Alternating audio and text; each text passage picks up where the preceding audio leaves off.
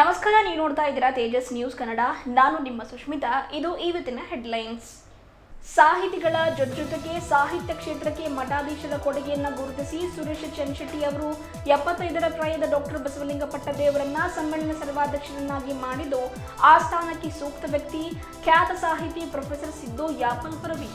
ಕನ್ನಡ ಭವನಕ್ಕೆ ಕನ್ನಡ ಮತ್ತು ಸಂಸ್ಕೃತಿ ಇಲಾಖೆ ಅನುದಾನ ಕೊಟ್ಟು ಆಮೇಲೆ ಅದು ನಮ್ಮದು ಎಂದು ವಶಪಡಿಸಿಕೊಂಡಿರುವುದು ಹಾಸ್ಯಾಸ್ಪದ. ವಿನಯದಿಂದ ಕೇಳದಿದ್ದರೆ ಕನ್ನಡ ಭವನಕ್ಕಾಗಿ ಆಮರಣ ಸತ್ಯಾಗ್ರಹ ಮಾಡುವುದಾಗಿ ಡಾಕ್ಟರ್ ಬಸವಲಿಂಗ ಪಟ್ಟದೇವರ ಹೇಳಿಕೆ. 21 ಕೃತಿಗಳ ಲೋಕಾರ್ಪಣೆ ಜೊತೆಗೆ ಸಮ್ಮೇಳನದಲ್ಲಿ ಸಮ್ಮೇಳನ ಸರ್ವಾಧ್ಯಕ್ಷರ ಬದುಕಿನ ಸಂಪೂರ್ಣ ಚಿತ್ರಣ ಬಿಂಬಿಸಿರುವುದು ಐತಿಹಾಸಿಕ. ಸಮ್ಮೇಳನ ಕೋಶಾಧ್ಯಕ್ಷ ಬಾಬುವಾಲಿ. ಪೂಜ್ಯರನ್ನ ಸಮ್ಮೇಳನ ಸರ್ವಾಧ್ಯಕ್ಷರನ್ನಾಗಿ ಮಾಡಿದ ಸುರೇಶ್ ಚನ್ನಶೆಟ್ಟಿ ಹಾಗೂ ತಂಡದವರ ದೃಷ್ಟಿಕೋನ ರಚನಾತ್ಮಕ ಹಾಗೂ ತೆರೆದ ದೃಷ್ಟಿಕೋನವಾಗಿದೆ. ತಾಡೋಳ ಮೆಹಕರ ಶ್ರೀಗಳ ಹೇಳಿಕೆ. ದ್ವೇಷ, ಅಸೂಯೆಯಿಂದ ಏನನ್ನೂ ಕೂಡ ಸಾಧಿಸಲಿಕ್ಕೆ ಸಾಧ್ಯವಿಲ್ಲ. ಕನ್ನಡ ಬೆಳೆಸುವ ಬದಲಾಗಿ ಹಫ್ತಾ ವಸೂಲಿ ಮಾಡುವ ಸಂಘಟನೆಗಳೇ ಹೆಚ್ಚಾಗಿವೆ. ಸಾಮಾಜಿಕ ಜಾಲತಾಣದಲ್ಲಿ ಪೋಸ್ಟ್ ಹಾಕುವ ಬದಲಾಗಿ ಈ ರೀತಿ ಸಮ್ಮೇಳನ ಮಾಡಿ ತೋರಿಸಲಿ ಸುರೇಶ್ ಚನ್ನಶೆಟ್ಟಿ ಸವಾಲು.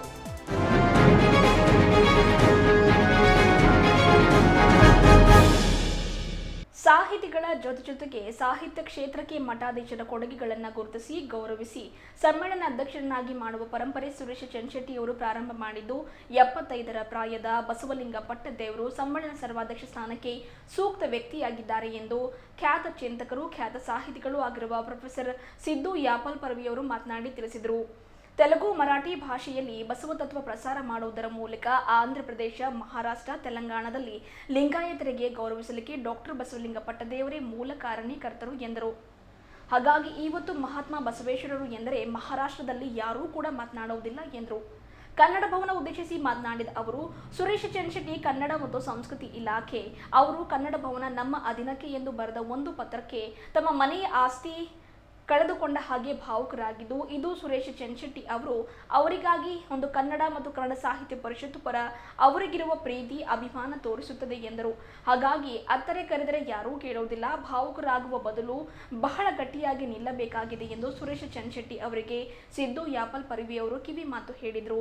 ಸಾಹಿತಿಗಳನ್ನ ಕನ್ನಡ ಸಾಹಿತ್ಯ ಪರಿಷತ್ನವರನ್ನ ಈಸಿಯಾಗಿ ತೆಗೆದುಕೊಂಡ ಹಾಗೆ ಸಮ್ಮೇಳನ ಸರ್ವಾಧ್ಯಕ್ಷರಾದ ಡಾಕ್ಟರ್ ಬಸವಲಿಂಗ ಪಟ್ಟದೇವರನ್ನ ಸರ್ಕಾರ ಈಸಿಯಾಗಿ ತೆಗೆದುಕೊಳ್ಳಲು ಸಾಧ್ಯವಿಲ್ಲ. ಹಾಗಾಗಿ ಕನ್ನಡ ಭವನ, ಕನ್ನಡ ಸಾಹಿತ್ಯ ಪರಿಷತ್ತು ಕೈಜಾರಿ ಹೋಗದಂತೆ ಪೂಜ್ಯರು ನೋಡಿಕೊಳ್ಳಬೇಕು ಎಂದು ಈ ಮೂಲಕ ಆಗ್ರಹ ಮಾಡಿದರು. ಇವತ್ತಿನ ಸಮ್ಮೇಳನ 2 ಕಾರಣಗಳಿಂದ ಯಶಸ್ವಿಯಾಗಿದೆ. ಒಂದು, ಕನ್ನಡ ಮನಸ್ಸುಗಳನ್ನು ಕಟ್ಟುವ ಕೆಲಸ, ಜೊತೆಗೆ ಈ ವರ್ಷ ಕನ್ನಡ ಸಾಹಿತ್ಯ ಪರಿಷತ್ತು ಕೊಡುಗೆ ಅವರದ್ದೇ ಆದ ಒಂದು ಸ್ವತಂತ್ರ ಭವನವನ್ನು ಕಟ್ಟಿ ಅದರ ಉದ್ಘಾಟನೆ ಮಾಡಿರುವುದು ಸುರೇಶ್ ಚನ್ನಶೆಟ್ಟಿ ಅವರ ಪ್ರಯತ್ನದಿಂದ. ಇದು ಅಭಿನಂದನಾರ್ಹ ಸಂಗತಿಯಾಗಿದೆ ಎಂದರು. ಆದರೆ ಇವತ್ತು ನಾನು ಪತ್ರಿಕೆಗಳಲ್ಲಿ ಓದಿದೆ, ಚನ್ನಶೆಟ್ಟಿ ಅವರು ಭಾಷಣ ಮಾಡುವಾಗ ಬಹಳ ಭಾವುಕರಾದರು ಎಂಬುದಾಗಿ. ನಾನು ಬಹಳ ಕಷ್ಟಪಟ್ಟು ಕನ್ನಡ ಭವನ ಕಟ್ಟಿದೆ. ಕನ್ನಡ ಭವನವನ್ನು ಕನ್ನಡ ಮತ್ತು ಸಂಸ್ಕೃತಿ ಇಲಾಖೆಯ ಮಂತ್ರಿಗಳು ಅದನ್ನು ಕನ್ನಡ ಮತ್ತು ಸಂಸ್ಕೃತಿ ಇಲಾಖೆಯ ಅಧೀನಕ್ಕೆ ತೆಗೆದುಕೊಳ್ಳಿ ಎಂದು ಪತ್ರ ಬರೆದಿದ್ದಾರೆ ಎಂಬುದಾಗಿ. ನಾನು ಚನ್ನಶೆಟ್ಟಿ ಅವರಿಗೆ ಕೇಳ್ತೀನಿ, ಕನ್ನಡಿಗರು, ರಾಜ್ಯದ ಜನರು ನಿರಂತರವಾಗಿ ನಾವುಗಳು ಹೋರಾಟ ಮಾಡುತ್ತಾ ಬಂದಿದ್ದೇವೆ. ಅದು ಆಡಳಿತ ಭಾಷೆ ಕನ್ನಡ ಉಳಿವಿಕೆಗಾಗಿ. ಈ ಗಡಿನಾಡ ಪ್ರದೇಶದಲ್ಲಿ ಕನ್ನಡ ಅಭಿವೃದ್ಧಿ ಪ್ರಾಧಿಕಾರ ಇರಬಹುದು. ಹಾಗೆ ಭಾಷಾವಾರು ವಿಂಗಡಣೆಗೆ ಸಂದರ್ಭದಲ್ಲಿಯೂ ಕೂಡ ಯಾವ ಹಕ್ಕುಗಳನ್ನು ತೆಗೆದುಕೊಳ್ಳಬೇಕು ಎನ್ನುವ ಬಗ್ಗೆ ಚಳುವಳಿ ಮಾಡ್ತಾ ಬಂದಿದ್ದೇವೆ. ಈ ಸಾಹಿತ್ಯ ಪರಿಷತ್ತಿನ ವಿಷಯ ಬಂದಾಗ ಸರ್ಕಾರ ಚೆಲ್ಲಾಟವಾಡುತ್ತದೆ. ಸಾಹಿತ್ಯ ಪರಿಷತ್ತಿಗೆ ಕಟ್ಟಡ ಕಟ್ಟಲಿಕ್ಕೆ ಭೂಮಿಗಾಗಿ ಸಾಹಿತ್ಯ ಪರಿಷತ್ನ ಅಧ್ಯಕ್ಷರು ಬಹಳ ಕಷ್ಟಪಡ್ತಾರೆ. ಸಾಹಿತ್ಯ ಪರಿಷತ್ತಿಗೆ ಬೇರೆ ಬೇರೆ ಮೂಲಗಳಿಂದ ಹಣವನ್ನು ತಂದುಕೊಟ್ಟು ಸಾಹಿತ್ಯ ಪರಿಷತ್ನ ಅಧ್ಯಕ್ಷರು ಕಷ್ಟಪಟ್ಟು ಒಂದು ಕನ್ನಡ ಭವನವನ್ನು ಕಟ್ತಾರೆ. ಆಗೆಲ್ಲ ಸರ್ಕಾರ ಸುಮ್ಮನಿರುತ್ತದೆ. ಒಮ್ಮೆಲೆ ಸಾಹಿತ್ಯ ಭವನ ರೆಡಿಯಾದ ಕೂಡಲೇ ಕನ್ನಡ ಮತ್ತು ಸಂಸ್ಕೃತಿ ಇಲಾಖೆಯವರಿಗೆ ಕಣ್ಣು ಕುಕ್ಕಲಿಕ್ಕೆ ಶುರುವಾಗುತ್ತದೆ. ಆಮೇಲೆ ತಕ್ಷಣ ಬಹಳ ಸಲೀಸಾಗಿ ಕನ್ನಡ ಭವನ ವಶಪಡಿಸಿಕೊಳ್ಳಿ ಎಂದು ಪತ್ರವನ್ನು ಬರೆದು ಸಾಹಿತ್ಯ ಪರಿಷತ್ನವರಿಗೆ ಹೊರಗಡೆ ಹಾಕುವ ಕೆಲಸ ಮಾಡ್ತಾರೆ ಎಂದು ಖಾರವಾಗಿ ನುಡಿದ್ರು. ಇದು ಭಾವುಕರಾಗುವ ವಿಷಯವೇನೂ ಇಲ್ಲ ಸುರೇಶ್ ಚನ್ನಶೆಟ್ಟಿ ಅವರೇ. ಅತ್ರೆ ಕರೆದ್ರೆ ಯಾರು ಕೇಳ್ತಾರೆ ಹೇಳಿ, ಕೊರಳಪಟ್ಟಿ ಹಿಡಿದು ಕೇಳಬೇಕಾಗುತ್ತದೆ ಎಂದು ಖಾರವಾಗಿ ನುಡಿದ್ರು. ಅಧಿಕಾರ ವ್ಯವಸ್ಥೆಯಲ್ಲಿ ಅತ್ರೆ ಕರೆದ್ರೆ ಕೇಳಲಿಲ್ಲ. ನಿನ್ನೆ ಕಾರ್ಯಕ್ರಮದಲ್ಲಿ ಇದ್ದ ಮಂತ್ರಿಗಳು ಆಯ್ತು ನಾವು ಕೇಳ್ತೀವಿ ಮಾಡ್ತೀವಿ ಅಂತ ಭರವಸೆಯನ್ನ ನೀಡಿರಬಹುದು. ಆದರೆ ಕನ್ನಡಕ್ಕೆ ಅಸ್ಮಿತೆ ಬಂದಿರುವುದು, ಕನ್ನಡಕ್ಕೆ ಘನತೆ ಬಂದಿರುವುದು, ಕನ್ನಡಕ್ಕೆ ಸೆಲೆಬ್ರಿಟಿ ಸ್ಟೇಟಸ್ ಬಂದಿರುವುದು ಕನ್ನಡ ಸಾಹಿತ್ಯ ಪರಿಷತ್ತಿನಿಂದ ಮಾತ್ರ ಎಂಬುದನ್ನು ಸರ್ಕಾರ ಅರ್ಥ ಮಾಡಿಕೊಳ್ಬೇಕಾಗಿದೆ. ಕನ್ನಡ ಉಳಿಸಲಿಕ್ಕೆ ಕನ್ನಡ ಅಭಿವೃದ್ಧಿ ಪ್ರಾಧಿಕಾರ ಮಾಡಿ ಅದಕ್ಕೆ ಕ್ಯಾಬಿನೆಟ್ ರ್ಯಾಂಕಿನ ವ್ಯಕ್ತಿಯನ್ನ ನಿಯುಕ್ತಿ ಮಾಡ್ತೀರಿ, ಅನೇಕ ಸ್ಟೇಟ್ ದರ್ಜೆಯ ಅಕಾಡೆಮಿಗಳನ್ನು ಮಾಡ್ತೀರಿ. ಇಷ್ಟೆಲ್ಲ ಇದ್ದಾಗಲೂ ಕೂಡ ಕನ್ನಡ ಉಳಿಸುವ ಪ್ರಯತ್ನ ಬಂದಾಗ ಕೋಟಿಗಟ್ಟಲೆ ಹಣ ಖರ್ಚು ಮಾಡಿ ಎಲ್ಲ ಕನ್ನಡ ಮನಸ್ಸುಗಳನ್ನು ಒಂದು ಮಾಡಿ ಸಾಹಿತ್ಯ ಭವನ ಕಟ್ಟಿ ಉದ್ಘಾಟನೆ ಆಗಬೇಕು ಎನ್ನುವ ಸಂದರ್ಭದಲ್ಲಿಯೇ ಅದನ್ನು ಟೇಕ್ ಓವರ್ ಮಾಡಲಿಕ್ಕೆ ಪತ್ರ ಕನ್ನಡ ಮತ್ತು ಸಂಸ್ಕೃತಿ ಇಲಾಖೆಯವರು ಬರೆಯುತ್ತಾರೆ. ಅದಕ್ಕಾಗಿ ಚನ್ನಶೆಟ್ಟಿಯವರು ಕನ್ನಡ ಮನೆತನದ ಆಸ್ತಿ ಕಳೆದುಕೊಂಡಂತೆ ಒಂದು ಬಿಂಬಿಸಿದ್ರು, ಭಾವುಕರಾದರು. ಅದು ಅವರಿಗೆ ಕನ್ನಡದ ಮೇಲಿರುವ ಒಂದು ಅಪಾರ ವ್ಯಾಮೋಹ, ಪ್ರೀತಿ, ವಿಶ್ವಾಸವನ್ನು ತೋರಿಸುತ್ತದೆ ಎಂದು ತಿಳಿಸಿದರು. ಇವತ್ತು ಎಷ್ಟು ಜನರ ಆ ಒಂದು ಕನ್ನಡ ಭವನದಲ್ಲಿ ಕಾಂಟ್ರಿಬ್ಯೂಷನ್ ಇದೆ. ಲಕ್ಷಗಟ್ಟಲೆ ಹಣ ಖರ್ಚು ಮಾಡಿ ಅಚ್ಚುಕಟ್ಟಾದ ಮೆರವಣಿಗೆ, ಪ್ರಸಾದ ವ್ಯವಸ್ಥೆ, ವೈವಿಧ್ಯಮಯ ಕಾರ್ಯಕ್ರಮ ನಡೆಯುತ್ತಿದೆ. ಇದೆಲ್ಲವೂ ಕೂಡ ಸರ್ಕಾರ ಹಣ ಕೊಡುತ್ತೆ ಎನ್ನುವ ಕಾರಣಕ್ಕಾಗಿ ಅಲ್ಲ, ಕನ್ನಡ ಮತ್ತು ಕನ್ನಡ ಸಾಹಿತ್ಯ ಪರಿಷತ್ತಿನ ಮೇಲಿರುವ ಪ್ರೀತಿ ಮತ್ತು ಗೌರವದಿಂದ. ಆದ್ದರಿಂದ ಚನ್ನಶೆಟ್ಟಿಯವರು ಭಾವುಕರಾಗದೆ ತಾಂತ್ರಿಕವಾಗಿ ದಾಖಲೆಯ ರೂಪದಲ್ಲಿ ಕೆಲಸ ಮಾಡಬೇಕು ಎಂದರು. ಕಿವಿ ಮಾತು ಹೇಳಿದರು. ಜಗತ್ತಿನ ಯಾವುದೇ ಭಾಷೆಗಳು ಸಾಯಬಹುದು, ಆದರೆ ಕನ್ನಡ ಭಾಷೆ ಸಾಯಲಿಕ್ಕೆ ಸಾಧ್ಯವಿಲ್ಲ. ಕನ್ನಡಕ್ಕೆ ಅಷ್ಟು ದೊಡ್ಡ ಶಕ್ತಿ ತಂದು ಕೊಟ್ಟಿರುವುದು ಬಸವಣ್ಣ ಹಾಗೂ ಅವರ ವಚನಗಳು. ನಾಡಿಗೆ ಬಸವಣ್ಣ ಮತ್ತು ವಚನಗಳನ್ನು ಕೊಟ್ಟಿದವರು ಬೀದರ ಜಿಲ್ಲೆ. ಇಲ್ಲಿ ಬಸವಾದಿ ಶರಣರು ನಡೆದಾಡಿದ ನೆಲ. ಇದು ಬಸವಾದಿ ಶರಣರು ವಚನಗಳ ಮೂಲಕ ಕನ್ನಡ ಕಟ್ಟಿದವರು. ಹಳೆಯ ಮೈಸೂರು ಪ್ರಾಂತದವರು ನಮ್ಮ ಕನ್ನಡ ಬಹಳ ಶ್ರೇಷ್ಠ ಎಂದು ಹೇಳಬಹುದು. ಆದರೆ ಕನ್ನಡ ಸಾಹಿತ್ಯ ಚರಿತ್ರೆಗಳನ್ನು ನೋಡಿದಾಗ ವಚನಗಳಿಲ್ಲದಿದ್ದರೆ ಕನ್ನಡ ಸಾಹಿತ್ಯ ಚರಿತ್ರೆ ವಿಕಲಾಂಗವಾಗಿರುತ್ತದೆ. ಅಂತಹ ದೊಡ್ಡ ಶಕ್ತಿ ವಚನ ಸಾಹಿತ್ಯಕ್ಕಿದೆ ಎಂದು ತಿಳಿಸಿದರು. ಮುಂದುವರೆದು ಮಾತನಾಡಿದ ಅವರು, ನಮ್ಮ ಕನ್ನಡಿಗರಲ್ಲಿ ಒಗ್ಗಟ್ಟು ಇಲ್ಲ. ಮೊದಲು ನಮ್ಮ ಕನ್ನಡಿಗರು ಒಗ್ಗಟ್ಟಾಗಿ ನಿಲ್ಲಬೇಕಾಗಿದೆ ಎಂದರು. ಮಹಾರಾಷ್ಟ್ರದಲ್ಲಿ ಸಾಹಿತ್ಯ ಸಮ್ಮೇಳನಗಳಾಗ್ತವೆ, ರಾಜಸ್ಥಾನದಲ್ಲಿ ಜೈಪುರ್ ಫೆಸ್ಟಿವಲ್ಗಳಾಗ್ತವೆ, ಧಾರವಾಡದಲ್ಲಿ ಸಾಹಿತ್ಯ ಸಂಭ್ರಮ ಆಗುತ್ತವೆ. ಅವೆಲ್ಲರೂ ಕೂಡ ಆ ಎಲ್ಲ ಕಾರ್ಯಕ್ರಮಗಳಲ್ಲಿಯೂ ಕೂಡ ಬಹಳ ಗಟ್ಟಿಯಾಗಿ ಅದನ್ನು ನಡೆಸಲು ಸಾಧ್ಯವಾಗಿದೆ ಎಂದರೆ ಅಲ್ಲಿಯ ಜನರು ಆ ಒಂದು ಕಾರ್ಯಕ್ರಮಗಳಲ್ಲಿ ಪಾಲ್ಗೊಳ್ಳುವಿಕೆಯೇ ಕಾರಣವಾಗಿದೆ. ಮಹಾರಾಷ್ಟ್ರದಲ್ಲಿ ಮುಖ್ಯಮಂತ್ರಿ ಬರಲಿಕ್ಕೆ, ಸಾಂಸ್ಕೃತಿಕ ಸಚಿವರು ಬರಲಿಕ್ಕೆ ಯಾವ ಸಾಹಿತ್ಯ ಸಮ್ಮೇಳನದಲ್ಲಿ ಕಾಯ್ದುಕೊಂಡು ಕುಳಿತುಕೊಳ್ಳುವುದಿಲ್ಲ. ಮಂತ್ರಿಗಳು, ಶಾಸಕರು, ಶಾಸನ ಸಭೆಯವರು ಪ್ರೇಕ್ಷಕರಾಗಿ ಪ್ರೇಕ್ಷಕರ ಸಾಲಿನಲ್ಲಿ ಇರ್ತಾರೆ. ಸಾಹಿತಿಗಳು ಮಾತ್ರ ವೇದಿಕೆಯ ಮೇಲೆ ಇರ್ತಾರೆ. ಅಂತಹ ವಾತಾವರಣ ಇಲ್ಲಿ ಸೃಷ್ಟಿಯಾಗಲು ಮೊದಲು ಕನ್ನಡಿಗರು ಗಟ್ಟಿಯಾಗಬೇಕಾಗಿದೆ, ಕನ್ನಡಿಗರು ಒಗ್ಗಟ್ಟಾಗಿ ನಿಲ್ಲಬೇಕಾಗಿದೆ ಎಂದರು. ಸುರೇಶ್ ಚನ್ನಶೆಟ್ಟಿಯವರಿಗೆ ಎಲ್ಲಿಲ್ಲದ ಖುಷಿ ಇತ್ತು. ಇವರ ಆಸೆಯಂತೆ ಕನಸಿನಂತೆ ಕನ್ನಡ ಭವನ ಉದ್ಘಾಟನೆ ಕೂಡ ಆಗಿತ್ತು. ಬಸವಣ್ಣನವರಿಗೆ ವಿಶ್ವ ಸಾಂಸ್ಕೃತಿಕ ನಾಯಕ ಎಂದು ಘೋಷಣೆ ಕೂಡ ಆಗಿತ್ತು. ಆದರೆ ಇವತ್ತಿನ ಕನ್ನಡ ಭವನ ಅಧೀನಕ್ಕೆ ತೆಗೆದುಕೊಳ್ಳುವ ಒಂದು ಕನ್ನಡ ಮತ್ತು ಸಂಸ್ಕೃತಿ ಇಲಾಖೆಯವರು ಬರೆದ ಪತ್ರ ಅವರ ಖುಷಿಯನ್ನು ಹುಸಿ ಮಾಡಿತು. ಆದರೆ ಎಲ್ಲ ಸಂದರ್ಭದಲ್ಲಿಯೂ ಕೂಡ ಬಹಳ ಗಟ್ಟಿಯಾಗಿ ನಿಲ್ಲಬೇಕಾಗುತ್ತದೆ ಎಂದು ಸುರೇಶ್ ಚನ್ನಶೆಟ್ಟಿಯವರಿಗೆ ಕಿವಿ ಮಾತು ಹೇಳಿದರು. ಈ ಸಲದ ಸಾಹಿತ್ಯ ಸಮ್ಮೇಳನದ ವಿಶೇಷ ನಾನು ಒಪ್ಪಿಕೊಳ್ಳಿಕ್ಕೆ ಪರ್ಟಿಕ್ಯುಲರ್ಲಿ ಅಂದರೆ, ಬಾಲ್ಕಿಯ ಬಸವಲಿಂಗ ಪಟ್ಟದೇವರು ನಮ್ಮ ಗದಗಿನ ತೋಂಟದಾರರಿಗೆ ಅತ್ಯಂತ ಆಪ್ತರು ಮತ್ತು ಇವರ ಸೇವೆಯನ್ನು ಸದಾಕಾಲ ಅವರು ಗೌರವಿಸ್ತಾ ಇದ್ರು. ಯಾವಾಗ ಎಂಥ ಸಂದರ್ಭದಲ್ಲಿ ಗದಗಿನಲ್ಲಿ ಕಾರ್ಯಕ್ರಮಗಳು ನಡೆದಾಗ ಬಾಲ್ಕಿಯಿಂದ ಭಾಳ ದೂರದಿಂದ ಬಂದು ಅಜ್ಜ ಅವರು ಅಲ್ಲಿ ಕಾರ್ಯಕ್ರಮದಲ್ಲಿ ಮಾತಾಡಬೇಕಾದ್ರೆ ಹೇಳ್ತಿದ್ರು, ನನಗೆ ಪ್ರತಿ ವರ್ಷ ಬಾಲ್ಕಿಗೆ ಹೋಗಲಿಕ್ಕೆ ಭಾಳ ಸಂತೋಷ ಆಗ್ತದೆ, ಆನಂದ ಆಗ್ತದೆ. ಯಾವುದನ್ನು ನಾವು ಯೋಜನೆಗಳನ್ನು ರೂಪಿಸ್ಬೇಕಂತ ಅಂದ್ಕೊಳ್ತೀವಿ, ಮನಸ್ಸು ಮಾಡ್ತೀವಿ, ಅದನ್ನು ಬಾಲ್ಕಿಯ ಬಸವಲಿಂಗ ಪಟ್ಟದೇವರು ಸಾಕಾರಗೊಳಿಸ್ತಾರೆ ಅನ್ನುವಂಥ ಮಾತನ್ನು ನಮ್ಮ ತೋಂಟದಾರ್ಯ ಸ್ವಾಮಿಗಳು ಹೇಳ್ತಾ ಇದ್ರು.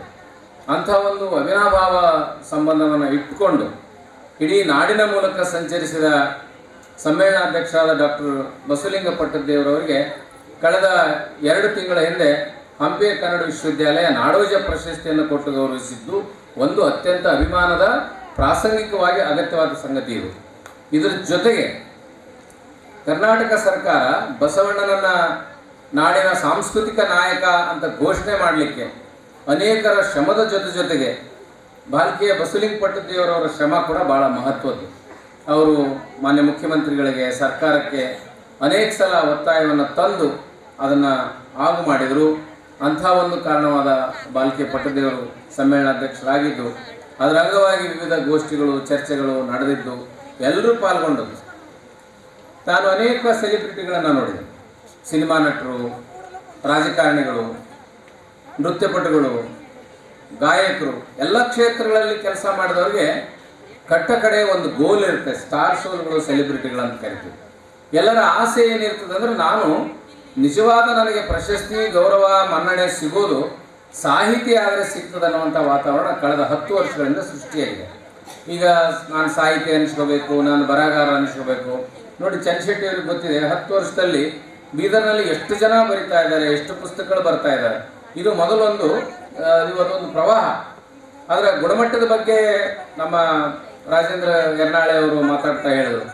ಗುಣಮಟ್ಟದ ಪ್ರಶ್ನೆ ಮುಖ್ಯ ಆಗಲ್ಲ, ಮೊದಲ ಬರೆಯೋ ವಾತಾವರಣವನ್ನು ಸೃಷ್ಟಿ ಮಾಡಬೇಕು, ಭಾಗವಹಿಸುವ ವಾತಾವರಣವನ್ನು ಸೃಷ್ಟಿ ಮಾಡಬೇಕು, ಆಮೇಲೆ ಅದನ್ನು ತಿದ್ದುವ ಪ್ರಕ್ರಿಯೆ ನಡೆಯಬೇಕು. ಹಾಗಾಗಿ ಭಾಗವಹಿಸಿದ ಬಹುಪಾಲು ಕವಿಗಳು, ಬರಹಗಾರರು ತಮಗೆ ಸರಿಕಂಡಂತೆ ನಾನು ತೋಚಿದಂತೆ ಹಾಡುವೆ ಎಂದಂಗೆ ಅವರು ಕವಿತೆಗಳನ್ನು ಪ್ರಸ್ತಾಪ ಮಾಡಿ ಇವತ್ತು ಸಮ್ಮೇಳನ ಒಟ್ಟು ಯಶಸ್ಸು ಎರಡು ಕಾರಣಗಳಿವೆ. ಒಂದು, ಕನ್ನಡದ ಮನಸ್ಸನ್ನು ಕಟ್ಟುವ ಕೆಲಸ. ಇದೇ ವರ್ಷ ಬೀದರ್ ಸಾಹಿತ್ಯ ಸಮ್ಮೇಳನದ ಕೊಡುಗೆ ಏನಂತಂದರೆ, ಇದರದೇ ಆದ ಸ್ವತಂತ್ರ ಕಟ್ಟಡವನ್ನು, ಸಾಹಿತ್ಯ ಭವನವನ್ನು ಚನ್ಶೆಟ್ಟಿ ಅವರು ಅದನ್ನು ಸಾಧ್ಯಗೊಳಿಸಿದ್ರಲ್ಲ, ಅದು ಅಭಿನಂದನಾರ್ಹ ಸಂಗತಿ. ಆದರೆ ಇವತ್ತು ಬೆಳಗ್ಗೆ ಪತ್ರಿಕೆಗಳಲ್ಲಿ ಓದಿದೆ ನಾನು, ಚನ್ಶೆಟ್ಟಿ ಅವರು ನಿನ್ನೆ ಭಾಷಣ ಮಾಡ್ತಾ ಭಾಳ ಭಾವುಕರಾದರು.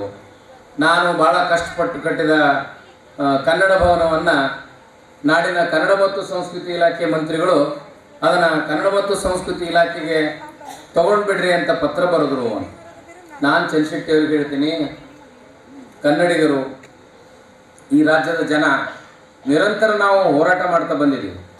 ಅದು ಆಡಳಿತ ಭಾಷೆ ಕನ್ನಡ ಇರ್ಬೋದು, ಈ ಗಡಿನಾಡು ಪ್ರದೇಶದಲ್ಲಿ ಕನ್ನಡ ಅಭಿವೃದ್ಧಿ ಪ್ರಾಧಿಕಾರ ಇರ್ಬೋದು, ಹಾಗೆ ಭಾಷಾವಾರು ವಿಂಗಡಣೆಯ ಸಂದರ್ಭದಲ್ಲಿ ಏನೇನು ನಾವು ಹಕ್ಕನ್ನು ತಗೋಬೇಕಾಗಿತ್ತು ಅನ್ನೋದ್ರ ಬಗ್ಗೆ ಚಳವಳಿ ಮಾಡ್ತಾ ಬಂದಿದ್ದೀವಿ. ಈ ಸಾಹಿತ್ಯ ಪರಿಷತ್ತಿನ ವಿಷಯ ಬಂದಾಗ ಈ ಸರ್ಕಾರ ಏನು ಮಜಾ ಮಾಡ್ತದಂದರೆ, ಸಾಹಿತ್ಯ ಪರಿಷತ್ತಿಗೆ ಭೂಮಿ ತಗೊಳ್ಳಿಕ್ಕೆ ಸಾಹಿತ್ಯ ಪರಿಷತ್ತಿನ ಅಧ್ಯಕ್ಷರು ಭಾಳ ಕಷ್ಟಪಡ್ತಾರೆ. ಈ ಸಾಹಿತ್ಯ ಪರಿಷತ್ತಿಗೆ ಬೇರೆ ಬೇರೆ ಮೂಲಗಳಿಂದ ಹಣ ತರಲಿಕ್ಕೆ ಸಾಹಿತ್ಯ ಪರಿಷತ್ತಿನ ಅಧ್ಯಕ್ಷರು ಕಷ್ಟಪಡ್ತಾರೆ. ಅವಾಗೆಲ್ಲ ಸುಮ್ಮನೆ ಇರ್ತಾರೆ. ಒಮ್ಮೆಲೆ ಸಾಹಿತ್ಯ ಭವನ ರೆಡಿ ಆದ ಕೂಡಲೇ ಈ ಕನ್ನಡ ಮತ್ತು ಸಂಸ್ಕೃತಿ ಇಲಾಖೆಯವರಿಗೆ ಕಣ್ಣು ಕುಗ್ಲಿಕ್ಕೆ ಶುರುವಾಗಿಬಿಡುತ್ತೆ. ಆಮೇಲೆ ತಕ್ಷಣ ಒಂದು ಭಾಳ ಸಾಫ್ಟಾಗಿ ಒಂದು ಪತ್ರ ಬರೀತಾರೆ, ಇದನ್ನು ವಶಪಡಿಸ್ಕೊಡ್ರಿ, ಇಲ್ಲಿಂದ ಸಾಹಿತ್ಯ ಪರಿಷತ್ನವ್ರನ್ನ ಹೊರಗೆ ಹಾಕ್ರಿ. ಇದು ಏನು ಭಾವುಕರಾಗುವಂಥ ವಿಷಯ ಅಲ್ಲ. ಹತ್ರ ಕರೆದ್ರೆ ಯಾರು ಕೇಳ್ತಾರೆ ರೀ ಚನ್ಶೆಟ್ಟಿ? ಕೊಳಪಟ್ಟಿ ಹಿಡಿದು ಕೇಳಬೇಕು. ಅಧಿಕಾರ ವ್ಯವಸ್ಥೆಯಲ್ಲಿ, ರಾಜಸತ್ತೆಯಲ್ಲಿ ಹತ್ರ ಕರೆದ್ರೆ ಕೇಳಂಗಿಲ್ಲ. ಭಾಳ ಅಂದ್ರೆ ನಮಸ್ಕಾರ. ನಿನ್ನೆ ಉಪಸ್ಥಿತರಿದ್ದ ಮಂತ್ರಿಗಳು ಆಯಿತು ನಾವು ಅದನ್ನು ಪರಿಹರಿಸಲಿಕ್ಕೆ ಪ್ರಯತ್ನ ಮಾಡ್ತೀವಿ ಅಂತಂದರು.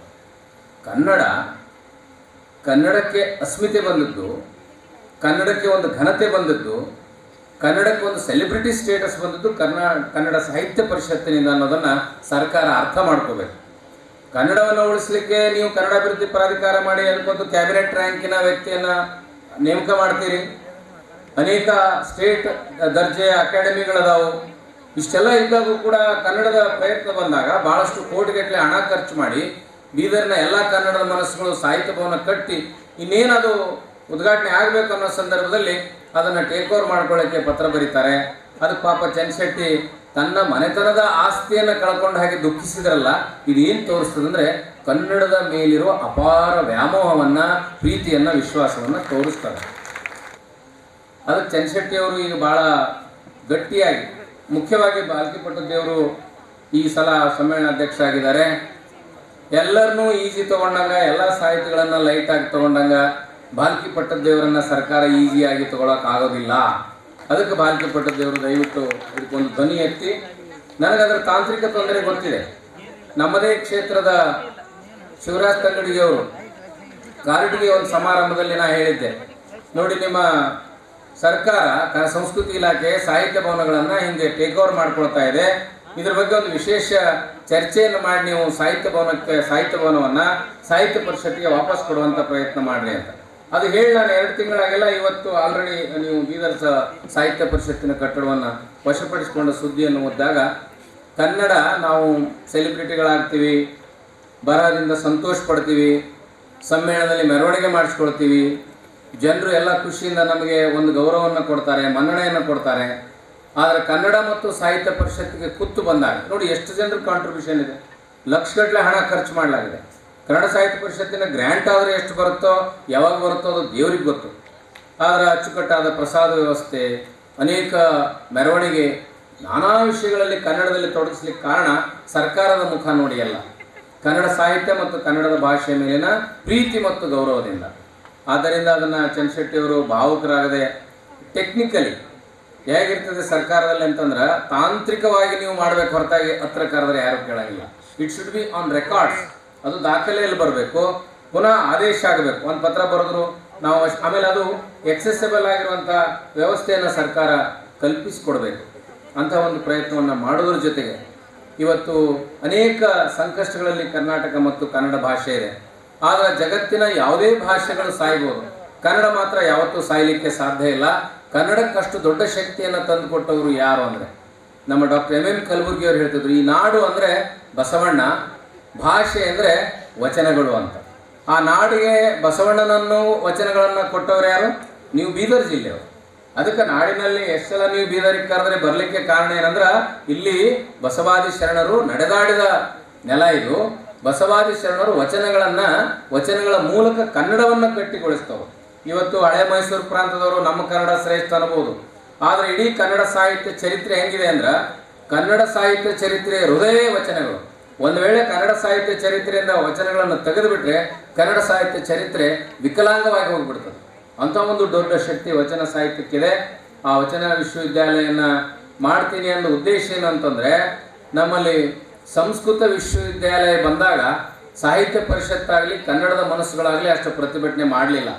ಆದರೆ ಒಬ್ಬ ಬರಹಗಾರರು ಪ್ರೊಫೆಸರ್ TR ಚಂದ್ರಶೇಖರ್ ಅವರು ಯಾಕೆ ಸಂಸ್ಕೃತ ವಿಶ್ವವಿದ್ಯಾಲಯ ಬೇಕಾಗಿತ್ತು, ನಮ್ಮ ದೊಡ್ಡ ಸಂಪತ್ತು ವಚನ ಸಾಹಿತ್ಯದ ವಿಶ್ವವಿದ್ಯಾಲಯ ಬರಲಿ ಅಂತ ಹೇಳಿದರು. ಎಂಥ ವಿಚಿತ್ರ ಸರ್ಕಾರ ಅಂತಂದರೆ ಅವರ ಪೆನ್ಷನ್ ಪೇಪರನ್ನು ಬೇಗ ಸೆಟ್ಲ್ ಆಗಲಾರ್ದಂಗೆ ತೊಂದರೆ ಕೊಟ್ಟಂಥ ರಾಜ್ಯ ಸರ್ಕಾರದ ವ್ಯವಸ್ಥೆ ನಮ್ಮದು. ನಾವು ಅದನ್ನು ನೋಡ್ಕೊಂಡು ಸುಮ್ಮನೆ ಇರ್ತೀವಿ, ಹೇಳಿದ್ರೆ ಒಬ್ರು ಹಾಳಾಗೋಗ್ಲಿ ಅಂತ.